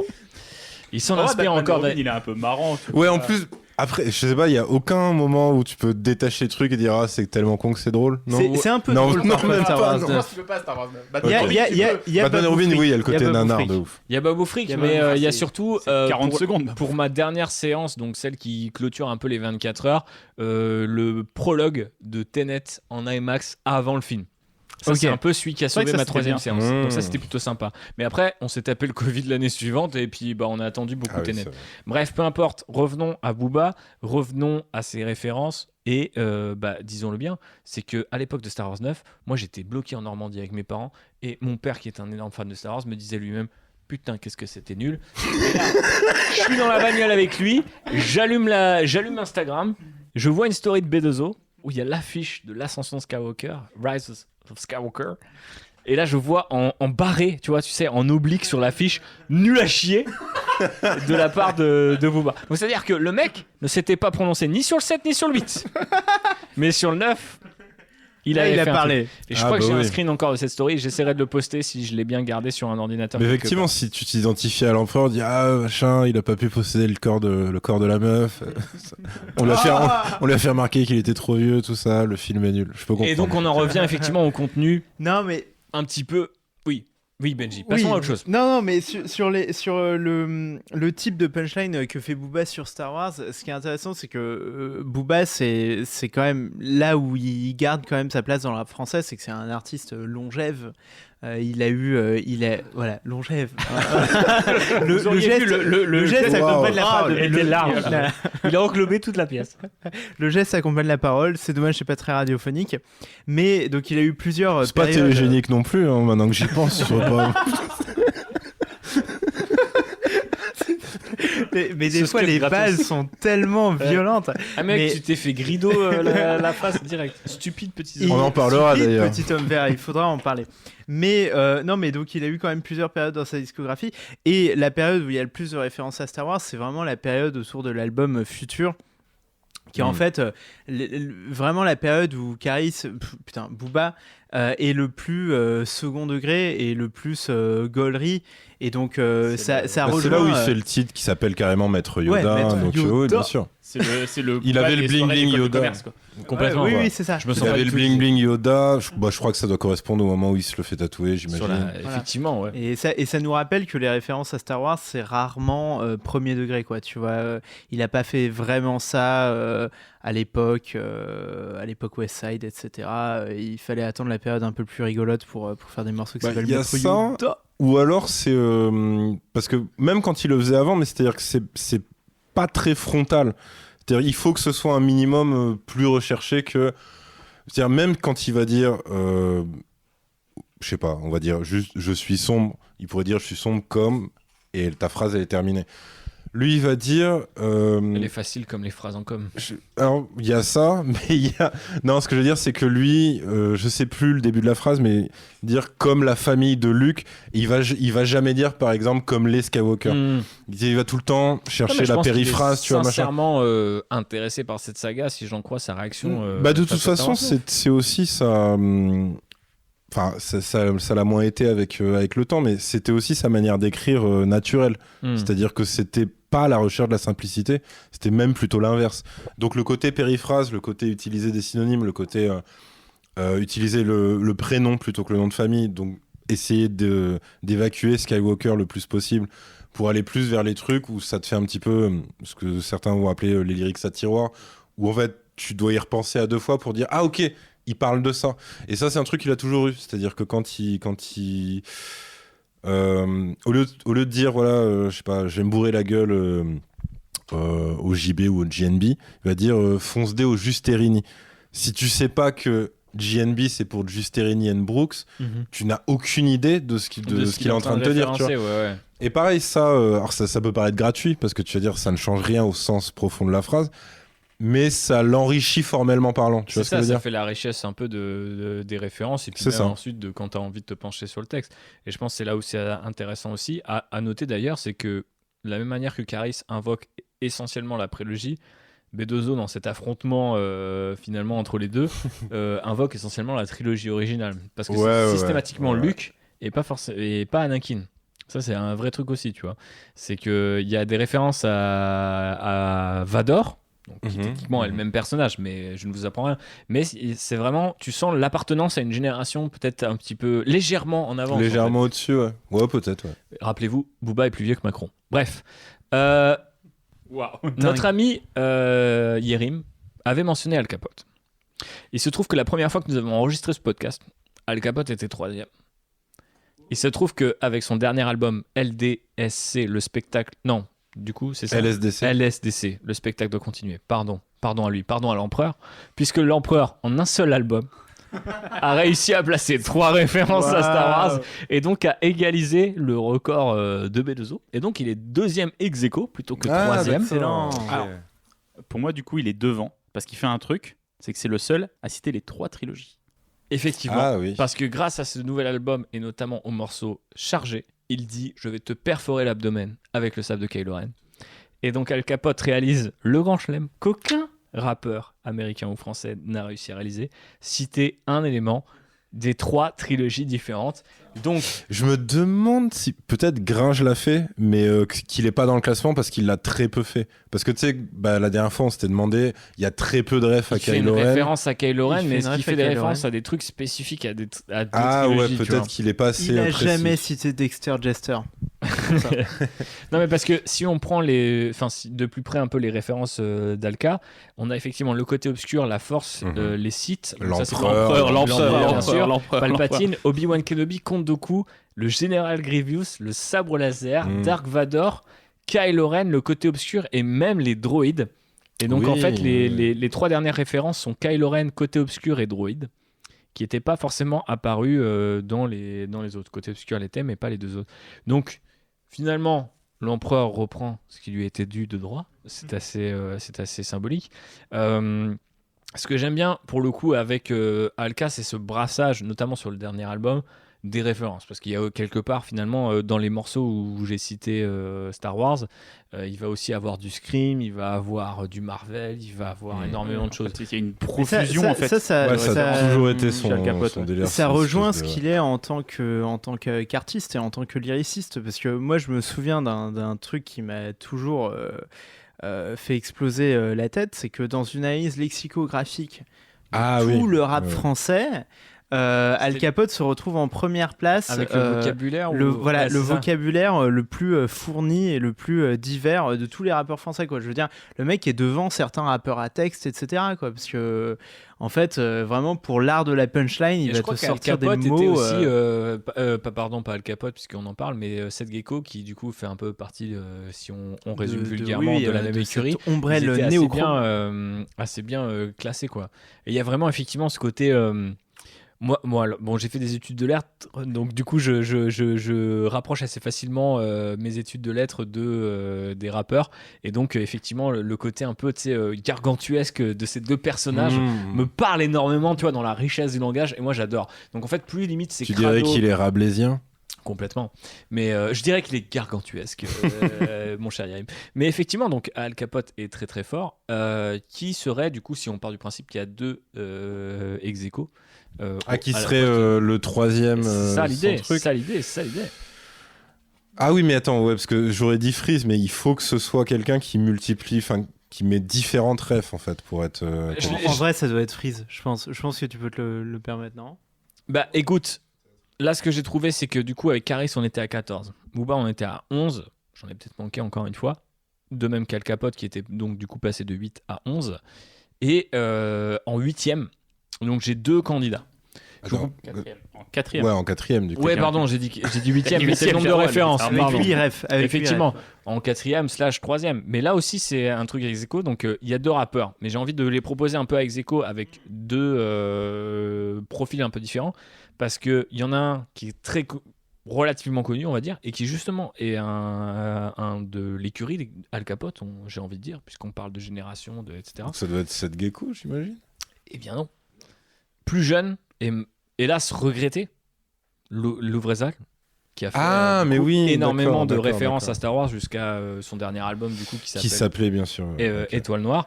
Et là du coup on est dans la référence la plus pure, c'est-à-dire qu'on convoque aussi l'image de Star Wars jusqu'à la pochette de l'album, etc. Donc qui nous a quitté relativement récemment. Il y a eu un morceau posthume, je crois, pour son anniversaire là en début d'année, dans lequel il y a encore une référence à Young Vador, je crois. Ouais, c'est vraiment un ça. truc qui ne l'aura pas quitté. Ouais, parce qu'en fait, vu qu'ils avaient fait des projets communs avec Alka, l'imagerie qu'ils développaient, c'était ça. C'était que Alka, c'était l'empereur, et lui, du coup, c'était Vador, etc. quoi. Mais c'est assez marrant, du coup, d'avoir incarné quelque part cette complètement, dynamique-là, sans, j'espère, la toxicité du truc dans la saga.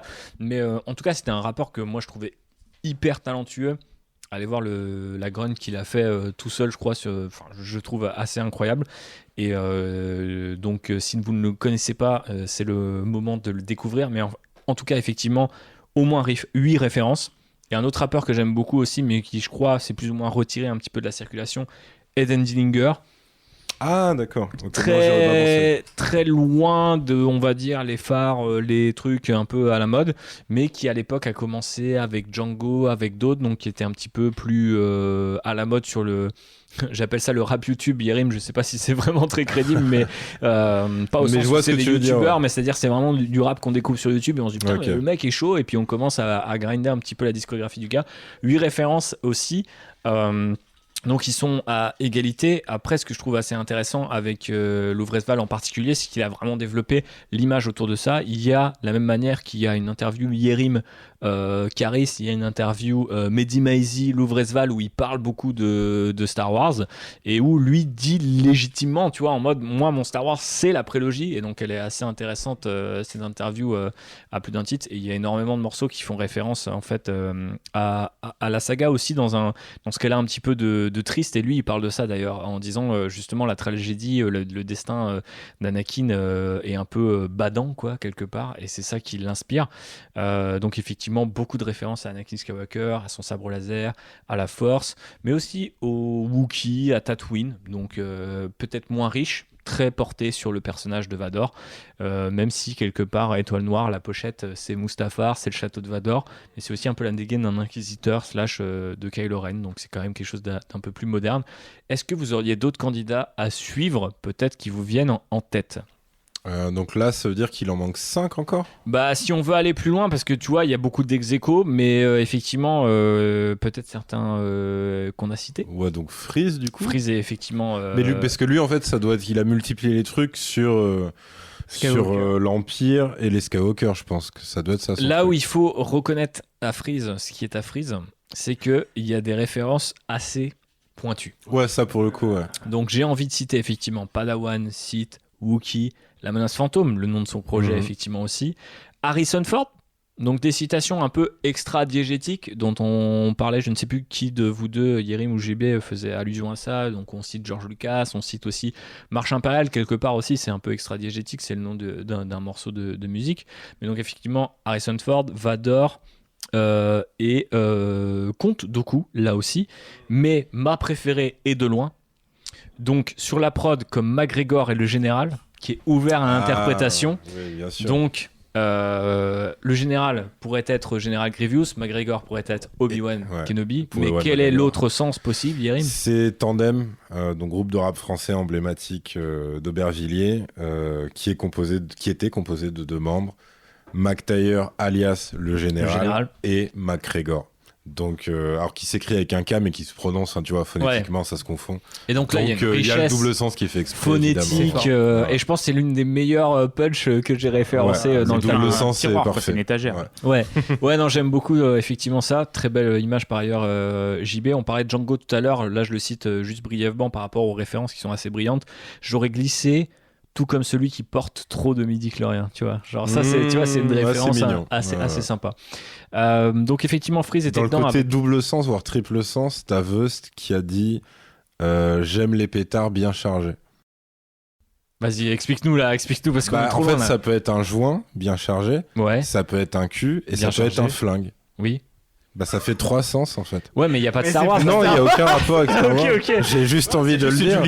Ah ouais, non, C'est juste une bonne J'ai punchline. juste envie de le dire. une bonne punchline. Et effectivement, bonne punchline.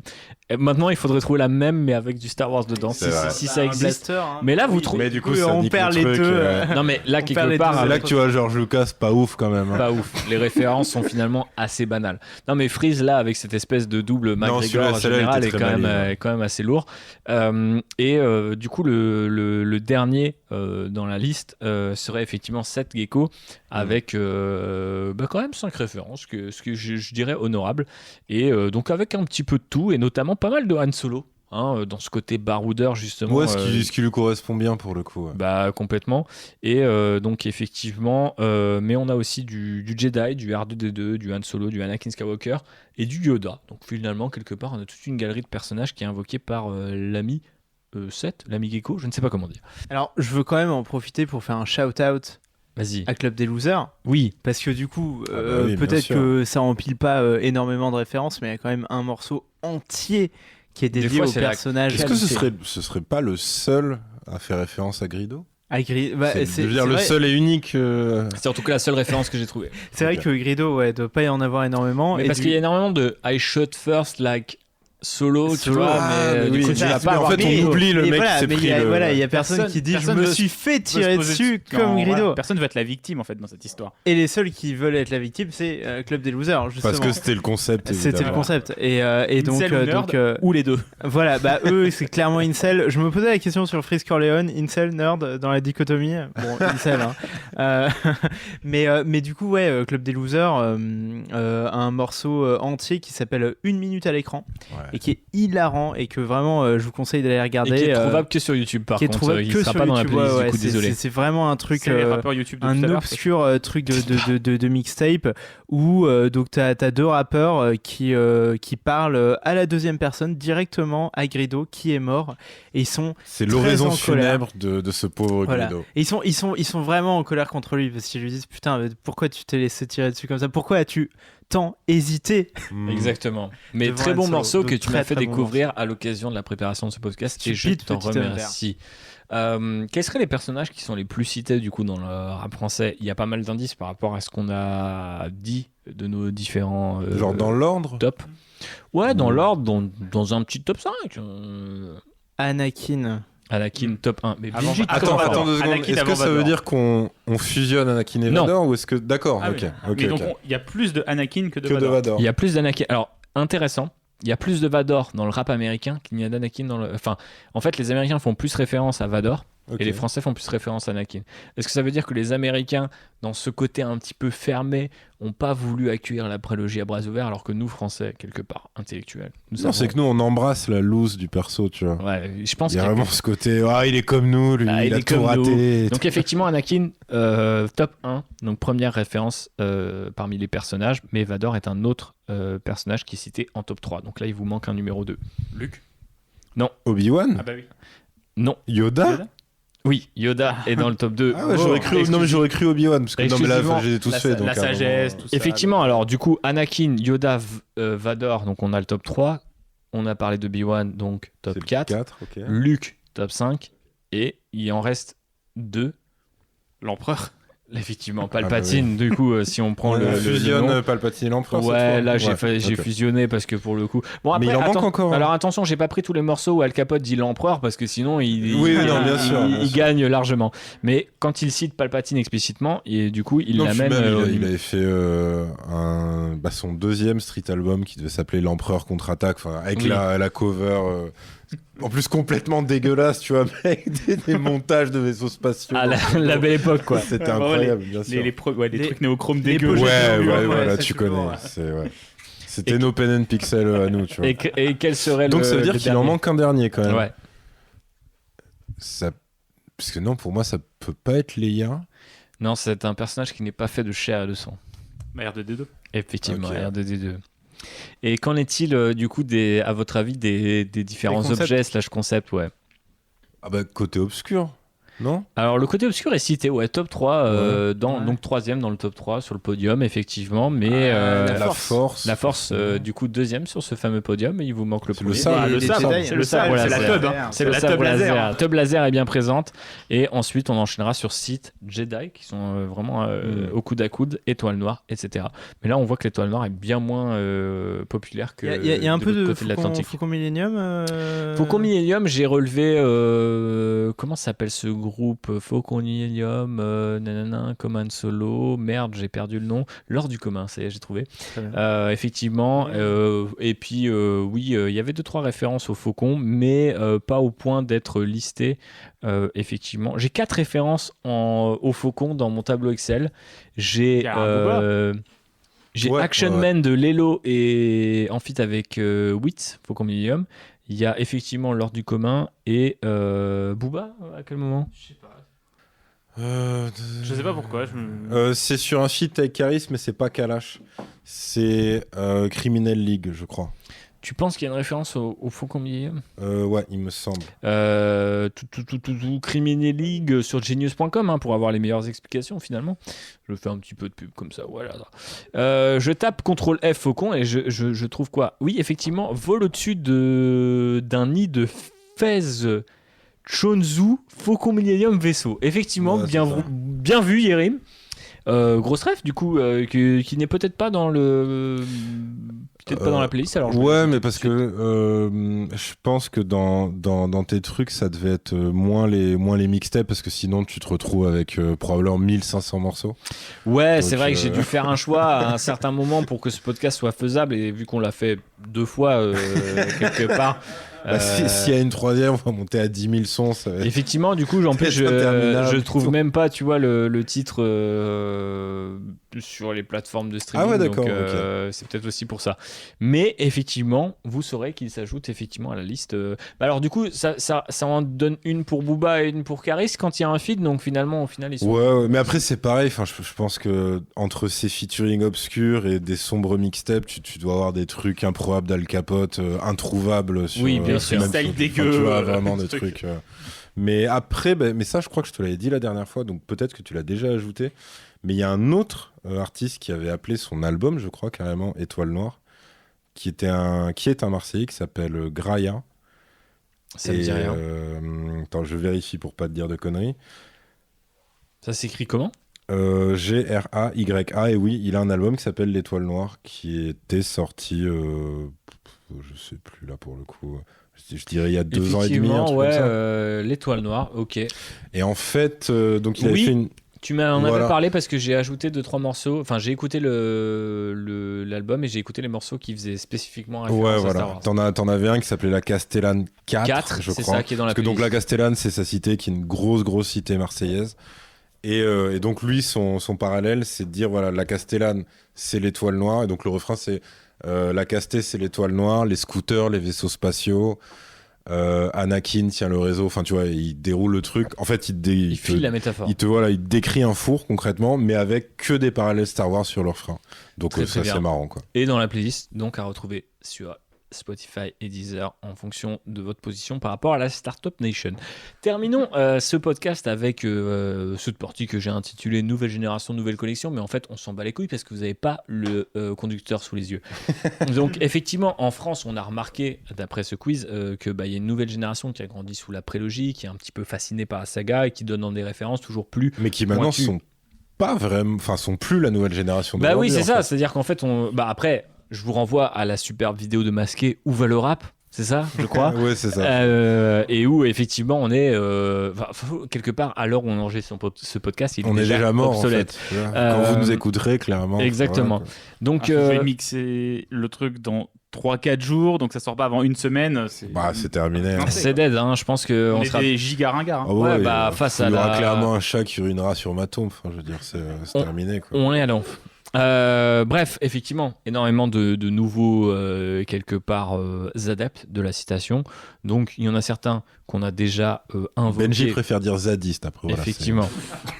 Mais donc parmi les zadistes, il y a Frisk Orleans. On pourrait effectivement citer aussi d'autres noms comme Esprit Noir. Dans la playlist, vous trouverez aussi par exemple du Dinos, etc.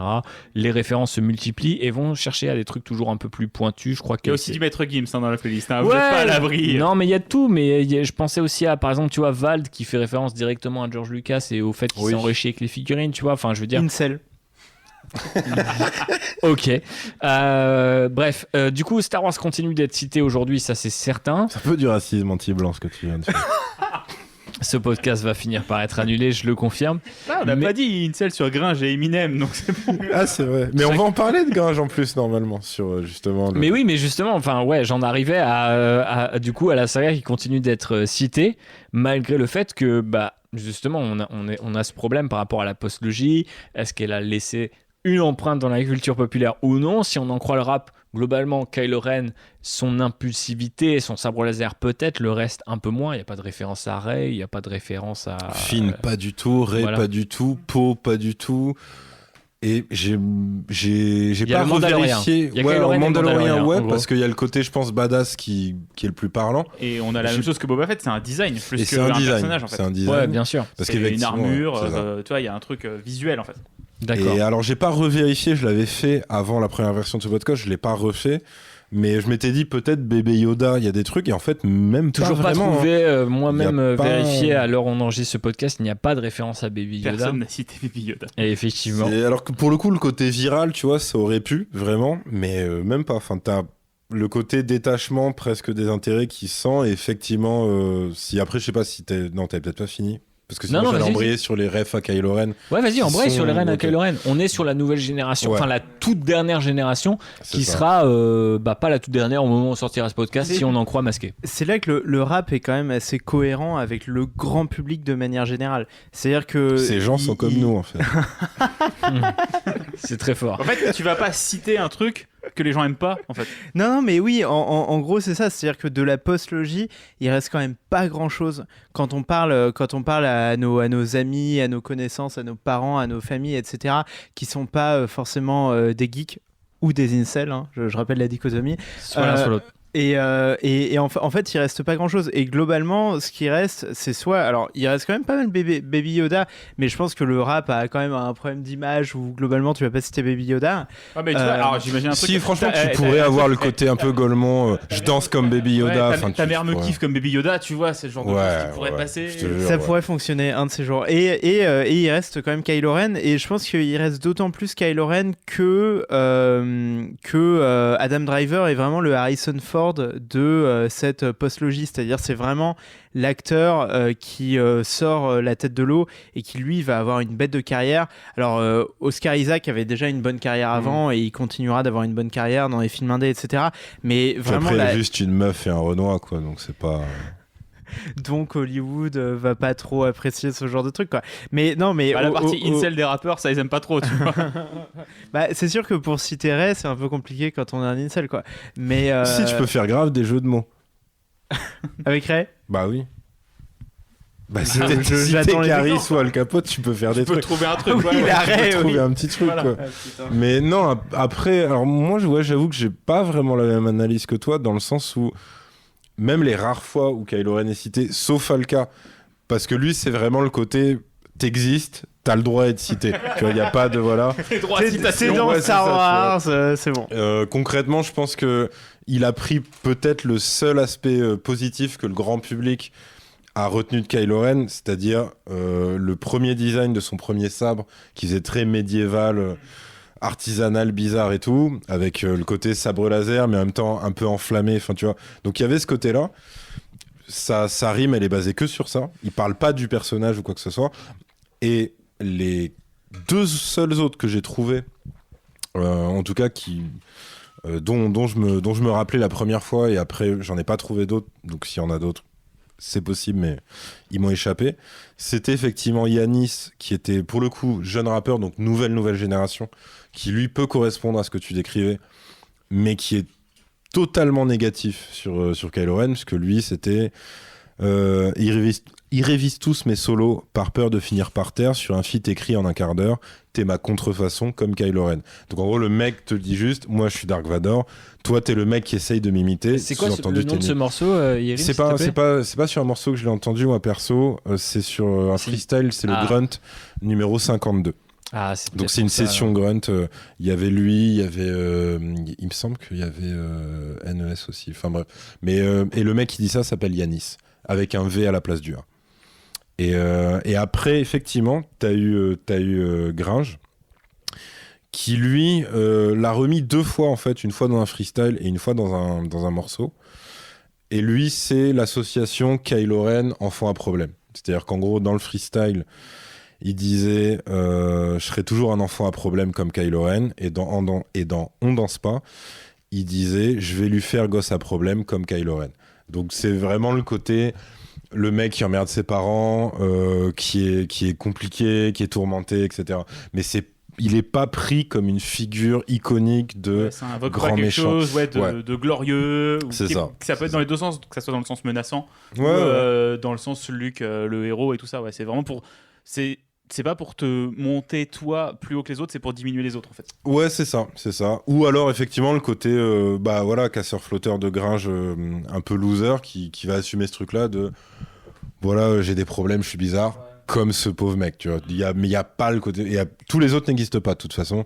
Le Kylo Ren.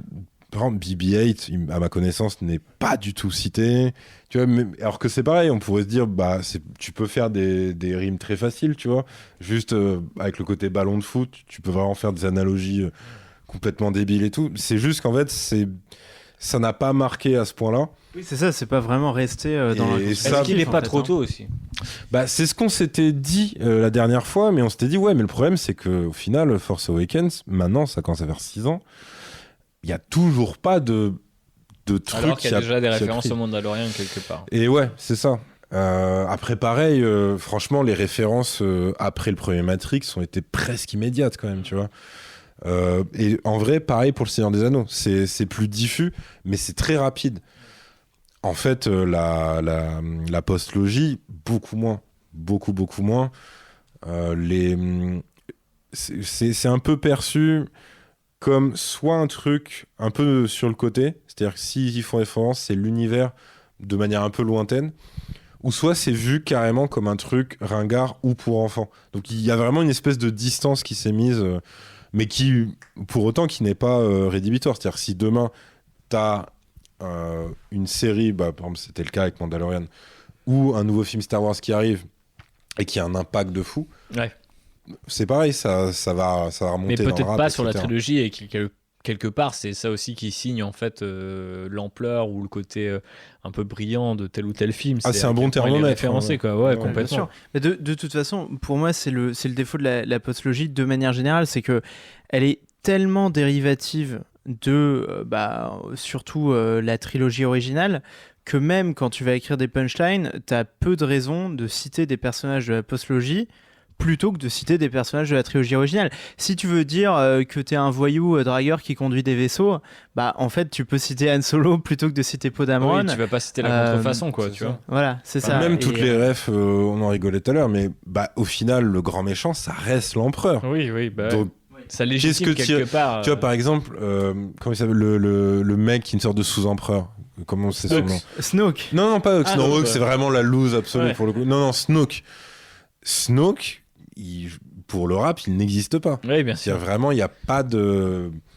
Il n'y a pas de menace prise Mais pour au le sérieux, rap, y a à pas- part Kylo Ren, qui du coup est un personnage qui, par ailleurs, pour le grand public, un pas peu forcément... boiteux. Ouais, voilà, et pas forcément le plus apprécié, mais même si je pense que c'est une des grandes réussites de cette trilogie, peut-être même la seule, on voit que c'est la seule qui est finalement un peu, j'ai envie de dire constamment, ça se limite à une dizaine de références, je pense, Ouais, si on bien prend sûr. tous les rappeurs. Ouais, parce du qu'il y en monde. a un peu outre-Atlantique par contre que j'ai Mais pas ouais, noté. complètement.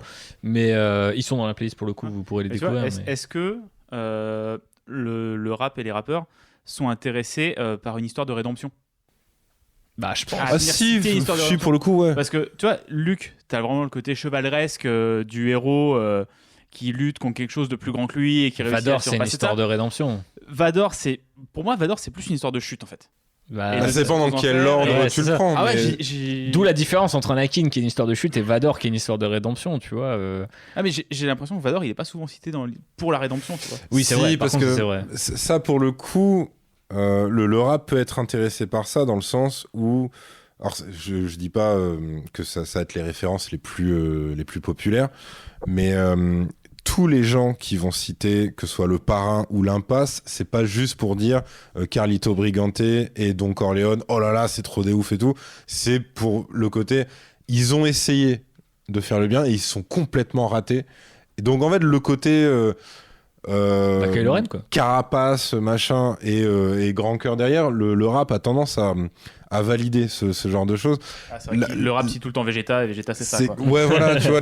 En plus, Vegeta qui est aussi quand même un énorme loser en vrai, tu vois, qui a une tragédie. En plus du côté, je suis à côté d'un mec qui sera toujours plus fort que moi. Enfin, tu sais, c'est quand même c'est le complexe de l'enfer, tu vois. Vegeta, c'est Mais un tu truc vois que comme ça. justement, si on fait le parallèle avec Dragon Ball, je veux dire, par exemple, Krillin est énormément cité dans le rap. Alors Oui, qu'en oui, fait, oui. Finn ou Rey vont pas être cités, tu vois. C'est-à-dire Mais que parce il qu'après, n'y a pas le même aura autour Ouais. de cette trilogie, même s'il peut avoir 2-3 éléments, en fait 2, hein, le sabre et Kylo Ren. Oui, qui oui, le Je suis bien porte, content de quoi. savoir que Krillin a plus d'importance que la postlogie dans le monde du rap. c'est Bah, totalement mais réel. c'est vrai, enfin, C'est je veux dire, totalement réel. c'est- Parce c'est qu'en réel. fait, il se passe. Bon, déjà, il y a un vrai truc. C'est pour ça que je trouve que ça peut être un bon thermomètre qui ne ment pas tant que ça. C'est aussi l'impact qui est lié à la qualité, quoi. Hmm. Et c'est vrai que la postlogie, Ça sanctionne la qualité. malgré toutes les dissensions qu'il peut y avoir dans les différentes tendances du public, que ce soit les spécialistes comme le grand public, en fait, la postlogie, elle a pas marqué tant de gens que ça. Et t'as ce qu'on se disait en off avant, c'est-à-dire que c'est le pire truc pour une saga, et particulièrement pour une saga qui est historique à ce point-là, tu vois, pour la pop culture, c'est d'arriver à un point où des gens qui sont complètement extérieurs, comme des gens qui étaient fanatiques de la chose, en viennent à être finalement assez indifférents à tout ce qui peut être annoncé, tout ce qui peut arriver en nouveauté, etc. Et le rap, en fait, est vachement à l'image de ça. À l'inverse, par exemple, le rap peut référencer des comics, mais si on se penche vraiment dessus, et c'est pareil, ça date quand même de pas mal d'années maintenant, mais à un moment, je m'étais vraiment pris la tête à faire un relevé, archivage et tout, sur les références comics. Et en fait, le MCU ne les marque pas tant que ça. Il y a certains personnages, oui, donc évidemment Iron Man, oui. Thanos. Thanos, forcément. Mais vraiment, le côté, la saga en entier, non. Mm. C'est vraiment les moments très très forts. Donc oui, tu vas avoir du Black Panther, tu vas avoir du Iron Man et tout. Par contre, tu vas pas avoir tous les autres, en fait. Tu vas... Ouais, personne ne veut citer Hawkeye. non. Mais je veux dire, même indépendamment, si tu veux, le côté série et multiplication fait que ça perd en intensité. Ouais. Là où t'as d'autres trucs qui, des fois, sont très épisodiques. Un 300 par exemple de Zack Snyder. Ouais, mais comme je te dis, 300 Zack épiphénomène, Snyder, épisodique de un ouf. film mais cité Bien à sûr. balles dans tous les sens. Mais bien sûr. Léonidas, les 300, je suis face à, je me sacrifie comme, enfin tu vois, tu peux déblayer. Et il y a un film quoi. Enfin il y a Ouais. 2 films techniquement, mais tout le monde. Ouais, bon, oublie le deuxième, clairement, voilà. Voilà. Mais non, mais tu vois, c'est pour ça que je te disais, tu peux après avoir un seul truc qui est une espèce d'épiphénomène ou qui tient en un seul film ou presque, mais qui va être surcité machin. Mais c'est pareil en vrai. C'est pour ça que le rap, quand on dit que c'est le côté musique populaire à l'image de la société, etc., même pour des sujets très légers, ça se vérifie parce que si t'appliques ça, par exemple, à un film d'horreur, qu'en réalité très peu de gens ont vu, et alors une saga même en entier que très peu de gens ont vu, tu vas prendre Candyman. La légende urbaine de Candyman, presque tout le monde la connaît. Le délire de tu te mets devant un miroir, si tu dis 5 fois son nom, t'es le truc, il va peut-être apparaître et tout. Peu de gens ont vu Candyman, parce que c'était pas un film d'horreur populaire. C'était presque pas un film d'horreur tout court d'ailleurs. Et après, les suites étaient pas terribles en plus. Mais le concept fait que Enfin, je pense que ça se perd au fur et à mesure qu'on avance dans le temps. Mais le truc a duré beaucoup plus longtemps et l'a hissé beaucoup plus haut que sa popularité initiale en termes de film aurait dû le faire. Est-ce que c'est pas un peu quelque part un peu le théorème du culte en fait, c'est-à-dire Oui, qu'en fait, bien le sûr. culte naît aussi quand quelque chose disparaît, et je pense que la prélogie pour les enfants des années 2000, donc effectivement je pense aussi à Love Resval, tu vois, donc des mecs qui ont grandi avec ça, c'est-à-dire que moi j'étais au collège mais eux ils étaient encore plus jeunes, donc peut-être ils ont découvert Star Wars par ça, et quelque part on leur dit tu vas découvrir, mais c'est déjà dead, c'est déjà fini Star Wars en fait. Aujourd'hui tu commences Star Wars et tu sais qu'il y a une suite. Il y a une industrie, quoi qu'il arrive, ce sera infini et tout. puis, ouais. Est-ce que tu as envie de citer une industrie, ou est-ce que tu as envie de citer un mythe, quoi? Non, mais tu vois, si on revient même juste à un truc plus simple, la prélogie, elle te raconte une histoire, tu vois. Bien sûr, c'est complet, ouais. Et t'as pas besoin d'être fan de la trilogie originale pour avoir le cœur de l'histoire. Là, la postlogie, si t'as pas vu la trilogie originale, elle n'a aucun intérêt, ne serait-ce qu'en termes d'histoire, en fait. Ouais, ou même de galerie de référencer, à personnages. dire, regarde, avant il y avait ça, avant il y avait ça, avant il y avait ça. Mhm. Si tu connais pas les 3 premiers films, tu te fais chier, en fait. Ouais, mais- de voir la Mais c'est vrai parce que même le 8, si t'as pas d'attachement à tout ce qu'il y a avant, même le côté destruction de ta propre mythologie, bah tu t'en fous. Oui, si C'est-à-dire tu connais tu pas le vas truc voir de une base. silhouette, donc tu vas découvrir que c'est Yoda, et tu vas voir qu'il y a des livres qui sont en train de brûler. Qu'est-ce Cool. que tu vois, si vraiment Ouais. tu n'es pas dedans. Le sacrifice de Luke, si tu connais pas Luke. Mhm. Ouais, ça j'avoue que ouais. Je comprends. Ouais, non. Non, bah après, c'est. En fait, le sacrifice de tous les vieux, je pense que ça va pas te toucher, quoi. Bien sûr. Non, mais et puis c'est aussi que pour écrire des punchlines, t'as besoin d'images fortes, Aussi, d'images, qui ont marqué déjà voilà. le public aussi. Ouais, c'est ça, et d'images nouvelles. Et la prélogie, pour le coup, quoi qu'on en pense, était remplie de ces images-là. Le combat sur Mustafar, la lave, tout ça. Enfin, il y a une écriture qui est mythologique. Et c'est vrai que ce qui est rigolo dans le fait que Kylo Ren soit cité, c'est qu'au fond, Kylo Ren, il y avait quand même une part de prise de risque. Parce qu'il y avait un design qui rappelait Dark Vador, mais il y avait quand même l'idée de dire on sait que c'est une copie, et du coup, on va l'écrire comme un loser. Comme un mec complexé. Et tout. voilà, comme un mec complexé. Et il y a ces espèces d'accès de colère qui sont quand même assez ridicules, où il va taper le sabre partout, etc. Et au final, tu te rends compte que c'est cette image qui est pourtant, je veux dire, quand tu regardes le film, peut-être que Beaucoup t'es là. ridiculisé par le voilà. grand public, en fait. En fait, le grand public va se dire ouais, mais c'est un peu nul, c'est un peu bizarre et tout, mais en fait, ce côté bizarroïde te reste en tête, et c'est ça qui va faire un terreau pour faire des punchlines. Alors que les trucs plus lisses qui fonctionnent dans le cadre du film, c'est un film hollywoodien, ça passe comme une lettre à la poste, bah en fait, t'as aucune accroche pour ensuite écrire des textes. C'est ça. C'est pour ça que parce que moi je pense le meilleur exemple de ça, c'est Snoke, quoi. Parce que Snoke, ça aurait été entre guillemets la vraie nouveauté. Vraiment, il y a zéro allusion à ce mec dans le rap. Parce que, effectivement, lui, tu sens que, comme un critique pourrait le dire de manière 100 fois plus élaborée, le rappeur va le voir et se dire ok, rien à foutre. Enfin, ça ne représente rien, ça ne veut rien dire. On passe à autre chose, quoi, tu vois. Et là où, effectivement, Kylo Ren, dans tout le côté négatif que tu peux voir en lui, le côté est-ce que quelque pauvre part, mec, la citation de les Kylo marque Ren plus. fait pas aussi référence au fait que c'est lui qui coupe The Snoke en deux, tu vois. Du coup, tu vois, participe un peu à sa légende. Alors pour Alka, ouais. Par exemple, pour Yanis, non, il y a vraiment le côté, mais qui est digéré pour le coup comme référence, puisque t'es vraiment le côté, t'es un wannabe en fait. Tu seras jamais celui que tu veux être. Et moi, par contre, je suis le vrai. Ouais. Et après, et même Gringe, tu peux le mettre dedans en disant Ouais, bien sûr. le mec tourmenté qui est pas bien, voilà. Côté, lui il dit gosse à problème, t'as quand même un côté post-ado ultra prononcé bien sûr. chez Kylo. Et voilà. Après, bon, le côté, comme on a dit, on va pas se répéter, mais le manque d'impact de la postologie se voit aussi dans le très très très faible nombre de refs qui sont faites, quoi, parce que on peut prendre un pari et tout. Je suis pas sûr que même dans 5 piges, si on prend vraiment ces 3 films, et même en élargissant aux 3 films spin-off et tout, je suis même pas sûr qu'il y ait un truc autour de cette période de Star Wars. Quoi, J'ai tu vois. fait le calcul. Je pense même que les séries seraient potentiellement plus à même de. Je suis assez d'accord avec toi sur les séries, mais de toute façon, j'ai fait le calcul dans ma tête. The Force Awakens, c'est Rain Man 2015. Oui, tout à fait.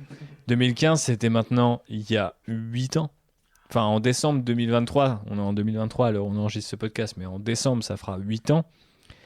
8 ans après La Revanche des Sith, on est en 2013. Et en 2013, c'est là où Booba il cite à balle Yoda, c'est là où Karis il cite Kondoku, tu vois, et en fait c'est... Le 667 a déjà éclos, et eux, de toute façon, ils avaient 2 refs. Hein. C'était la Ligue des Ombres, Russell Gould, c'était par rapport... Nolan. Parce que c'est pareil, c'était qu'en fait, leur premier Batman, c'était Batman Begins. Ouais. Et deuxième truc, leur premier Star Wars, c'était la prélogie et tout. Ouais, bien sûr. Et donc, enfin, ouais, alors dès les années 2010, référence en fait, au DCU et à Ben Affleck, 0. Et ça, c'est pareil, je pense qu'il y en aura pas. Il y a un échec culturel c'est bien sûr. qui est visible.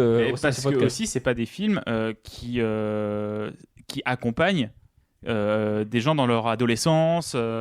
Bah, en tout cas, c'est ce qu'ils pensent vouloir faire. Non, mais contrairement aux 2 autres trilogies. Mais bien sûr. Là, c'est pas du tout un truc où quand tu le regardes, t'as 10 ans, t'es là. Ah, mais okay, ça me raconte et une même, histoire, je pense qu'il y a. Je me projette quand je suis enfant. Il y a aussi un comparatif qu'on peut faire sur un autre univers qui a rien à voir, mais qui est. Parce qu'on a dit Le Seigneur des Anneaux tout à l'heure, mais effectivement, Le Seigneur des Anneaux, c'est 3 films, et ensuite, beaucoup plus tard, 3 autres films. Mais. Il y en a un autre dans le côté Heroic Fantasy, c'est Harry Potter. Mais bien sûr. Harry Potter est ultra cité. Au départ, il y avait clairement un complexe. J'ai quand même passé pour un énorme bouffon si je commence à citer le truc des petits magiciens et tout. Et à un moment, t'as des mecs, encore une fois, l'entourage et le 667, qui ont grandi avec. Un des groupes, des sous-groupes de Freeze, MMS, c'est pour Mange-Mort Squad. Ouais, bien sûr. Donc c'est en mode, quand t'as le côté...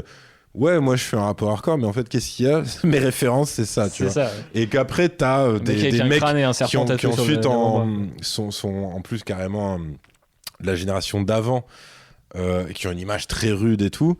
Genre Fianso qui va dire on va te monter en l'air, l'ivoire, les vieux je sais pas quoi. Et tu vois, tu sais, ce genre d'allusion un peu amusée, et où tu dis, ouais, mais il a quand même la ref. Ouais. Et ça, t'en as plein. Je sais qu'il y a plein de mecs de 95 et de l'entourage qui le faisaient, et plein d'autres en vrai. Et c'est pareil, tu dis, parce qu'en fait, Harry Potter, qu'on aime ou on n'aime pas, tu vois, moi, j'ai lu aucun livre, j'ai vu que le premier film. Il y a un marquage générationnel, en fait. Mais il a marqué des gens, en fait. Aussi, ouais. Il a complètement marqué des gens. Et même Le Seigneur des Anneaux, quand les films arrivent, ça marque des gens. Et parce que voilà, je pense que c'est des films qui ont accompagné des gens dans leur adolescence. Et que pour les rappeurs, une fois qu'ils arrivent, ils ont 18, 19, 20 ans. À partir du moment où ils commencent à écrire, à pouvoir se faire entendre et tout, là, ils mettent leurs références.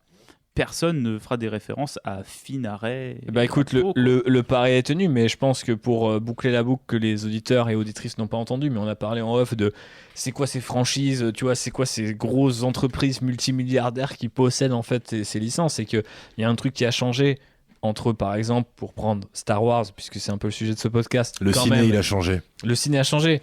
Non, mais ce que je veux dire, c'est que entre la postlogie et la prélogie, t'as quand même un truc très différent en termes de feeling, et de dire, par exemple, quand Lucas fait La Revanche des Sith, il dit c'est le dernier Star Wars.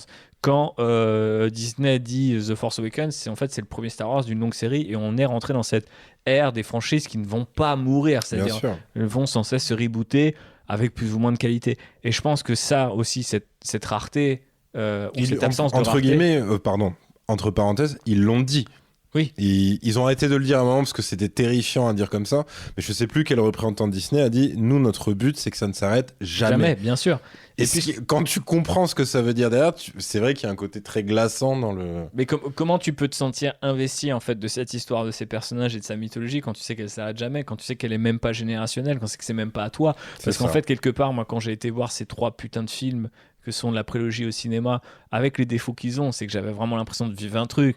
Aujourd'hui, même s'il y a un Star Wars des 5 jours, je vivrais un truc, mais enfin, je veux dire, en fait, j'ai vécu un truc au 7, mais à partir du 8, c'était devenu régulier. Je peux dire, à partir du générique de fin du 7, c'était terminé. Oui, bah peut-être. On en reparlera quand on aura un peu plus de cheveux blancs sur le caillou, mais ou juste plus de cheveux de tout, mais effectivement, il y a de ça. Mais c'est assez triste. Mais ce qui est intéressant du coup avec ce 44e épisode de Trader, c'est que du coup, à travers un sujet qui est un petit peu parallèle, on voit quelle est quelque part un petit peu finalement la place qu'a laissé cette postlogie et comment on peut l'analyser. Bref, passons doucement sur la conclusion, où on aurait pu effectivement parler de plein d'autres gens, certains qu'on a cités comme Jay-Z, on aurait pu citer Ludacris, on aurait pu citer Gucci Mane, on aurait pu citer Busta Rhymes, on aurait pu citer Method Man, Cypress Hill et plein d'autres. Et donc on s'excuse pour celles et ceux qu'on n'aurait pas cités. On s'excuse aussi pour tous ces personnages plus ou moins détestables qui composent. Qu'on a cité. Qu'on a cité pour le coup. On les a cités. Et Ouais. qui composent un petit peu le paysage culture populaire / culture rap. Encore une fois, vous pouvez aller sur Deezer et Spotify écouter la playlist Star Wars et rap. J'espère que ça vous plaira. Il y a quand même plusieurs heures de contenu, donc allez nous dire s'il manque des morceaux et ce que vous pensez de la playlist. On va terminer un petit peu peut-être par votre actualité respective. Je vais commencer par JB puisque j'ai commencé par lui tout à l'heure. Bah écoute, moi la bonne auberge, ça se passe bien. Yes. Donc on cite pas Star Wars, mais on fait de l'heroic fantasy, on fait du jeu de rôle et c'est cool. Voilà. On fera un épisode avec eux sur les références à l'heroic fantasy dans le rap. Du coup, rien à voir avec Star Wars en fait. Ouais, mais on fait des fera un podcasts épisode rap spécial. Voilà, oui, on fait des podcasts rap. Je propose à Yerim. Mais voilà. Ouais, cette fois, on se fera financer pour au moins payer les chips et les bouteilles sur la table. Yerim, qu'est-ce qui t'anime ces derniers temps de ton côté ? Ouais, toujours pas mal de piges d'articles écrits et tout. Après, en vrai, ce qui me prend du temps là, c'est par rapport à Rap Jeu, parce qu'on s'est arrêté en France, mais ils le font à l'international en À fait. la conquête du monde. Donc là dernièrement effectivement on a fait une sorte de réunion de travail pour voir le pilote version Amérique du Nord. Donc stylé quand même. Incroyable. donc ouais, Oh là là. Mais qui jouera ton rôle aux States ? Eh bien écoute, personne ne jouera mon rôle C'est aux vrai States. Non, parce que en fait aux States Toi-même quelque part. et non, ouais, j'aimerais bien, mais non, aux States ils visent plus un format quand même assez court de 15 minutes. Ok. Donc il y a pas le côté interlude en plein milieu. Ok. Mais non, moi j'avais plus dans comment dire. Ma hantise c'était que parce que Red Bull aux États-Unis c'est pas Red Bull en Europe, c'est-à-dire je pense qu'ils sont noyés autour de minimum 10 autres grosses marques de boissons énergisantes ou je ne sais quoi. Donc je m'étais dit ils vont peut-être pas avoir des castings sympathiques. Et là dans ce qu'ils nous ont montré, franchement c'est cool. Ok. C'est pas non plus de la super. Et ça sortira cette année ou ? Ouais, c'est courant de cette année-là. Cool. Bon, Et on après surveillera sinon ça, alors. ouais. Et pour rester sur le côté créatif avec de gros guillemets, je suis co-scénariste d'une série d'animation qui s'appelle Gustave. Et pareil, on va dire qu'on croise les doigts pour que ça sorte en fin d'année ou en début d'année 2024. Et on a déjà quelque chose qu'on peut voir de Gustave Non, parce que vu que c'est l'animation, ça m'a juste appris la patience en fait. Ouais. Donc c'est incroyablement long, mais on espère que c'est pour le meilleur. Ok, bah écoute, on suivra ça avec attention. Benji. Putain, c'est dur de passer après ça. Hein. Bon, moi, si, ça va. moi, je fais de la musique qui ne sort pas, mais qui sortira peut-être un jour. Donc, vous pouvez me suivre sur les plateformes de streaming. Je m'appelle Busy Bird. Et surtout, si vous aimez bien les 2 génériques de l'Outrider. Et sache, Thibaut, que tu es le seul podcast pour lequel j'ai fait 2 génériques. Un générique d'entrée et un générique de sortie. Et d'ailleurs, moi, je suis particulièrement moi, je suis fan Georges Lucas du podcast. Je prends les génies, je les fais bosser pour moi et après, je mets des génies de leur côté. Hein. Mais je suis particulièrement amateur en plus du générique de sortie, que je trouve presque mieux que le générique d'entrée. Il a un petit côté mélancolique et tout, donc profitez bien. Et donc, là, normalement, je vais quand même pas tarder à sortir un nouveau single. Truc d'énorme fragile sur lequel vous pourrez poser la question de la dichotomie nerd-incel. Nice. Voilà. Et sinon, venez me suivre sur Twitter parce que à côté de ça, je suis passionné de plein de choses, journaliste pour une chaîne que je ne citerai pas. Et donc, voilà, venez me suivre @Benji_ du 91. Ok, merci pour ça Benji. Et bien sûr, on a toujours un site internet Outrider, donc on mettra un petit peu les différents podcasts aussi, bien sûr les liens vers la playlist si vous les trouvez pas, parce que des fois les trucs de recherche sont un peu capricieux. Et puis à la limite, enfin non, c'est peut-être fastidieux, j'allais dire pour les sons qui ne peuvent pas être déclarés machin, genre une playlist YouTube ouais, c'est relou de ouf. Non, c'est pas spécialement relou, j'y avais honnêtement pas pensé. Après, je m'étais dit bon, 130 je sais, je suis un petit peu malin. Ouais. Mais il y a moyen de faire un truc, il y a un truc comme ça. Mais après, ça serait peut-être sur, enfin, j'allais dire en fait, ça serait sur mon compte personnel, mais je pense que ça sera sur mon compte Deezer personnel aussi. La playlist, je l'ai créée avec mon Twitter perso République. Enfin, sur Twitter. YouTube, on peut prendre le compte de Bonus Tracks. Hein. Oui, bien sûr. sûr, non mais on fera ça. Après, voilà, je pense qu'il faut aller checker du coup la Grun 52 qui est incroyable parce que j'ai été revoir t'as vu le casting, la du miniature. Non mais je l'avais même écouté, hein. Je suis un d'accord. baiser de cet exercice de style que je trouve incroyable. Celle de Saboteur aussi je pense que je l'écoute au moins une fois par semaine. Mais vraiment, je trouve que c'est assez dingue en fait ce que les mecs arrivent à produire en live. Mais on parlera de rap un autre jour. Enfin, tu Dédicace à Jean Morel d'ailleurs. Très très fort. Donc voilà, allez checker le site où on vous filera les liens de tout ça. Merci d'avoir écouté ce 44e épisode qui est donc non seulement un épisode compliqué à prononcer, 44e, mais également un épisode qu'on aura enregistré 2 fois avec les mêmes invités qui auront bien voulu revenir et le refaire en entier alors qu'on aurait pu faire un bricolage. Donc Mais j'ai l'impression que la première était mieux quoi. C'est vrai. dur. Parce que moi, honnêtement, je pense que j'ai toujours les rushs jusqu'au quiz, hein, donc je peux faire un. La deuxième est pas mal. C'est un peu comme les scènes coupées de Star Wars. Peut-être qu'on veut vous filer en bonus 44.1 la première version qui s'arrête jusqu'au quiz.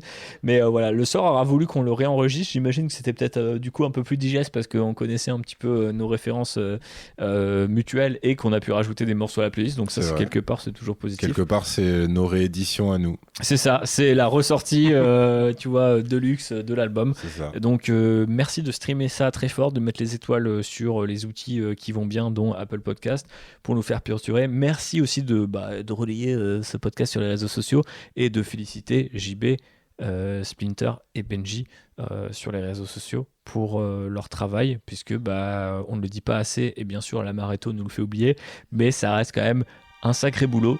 Bonne écoute et puis que la force soit avec vous. Ciao. Bisous, salut. Ciao. Salut.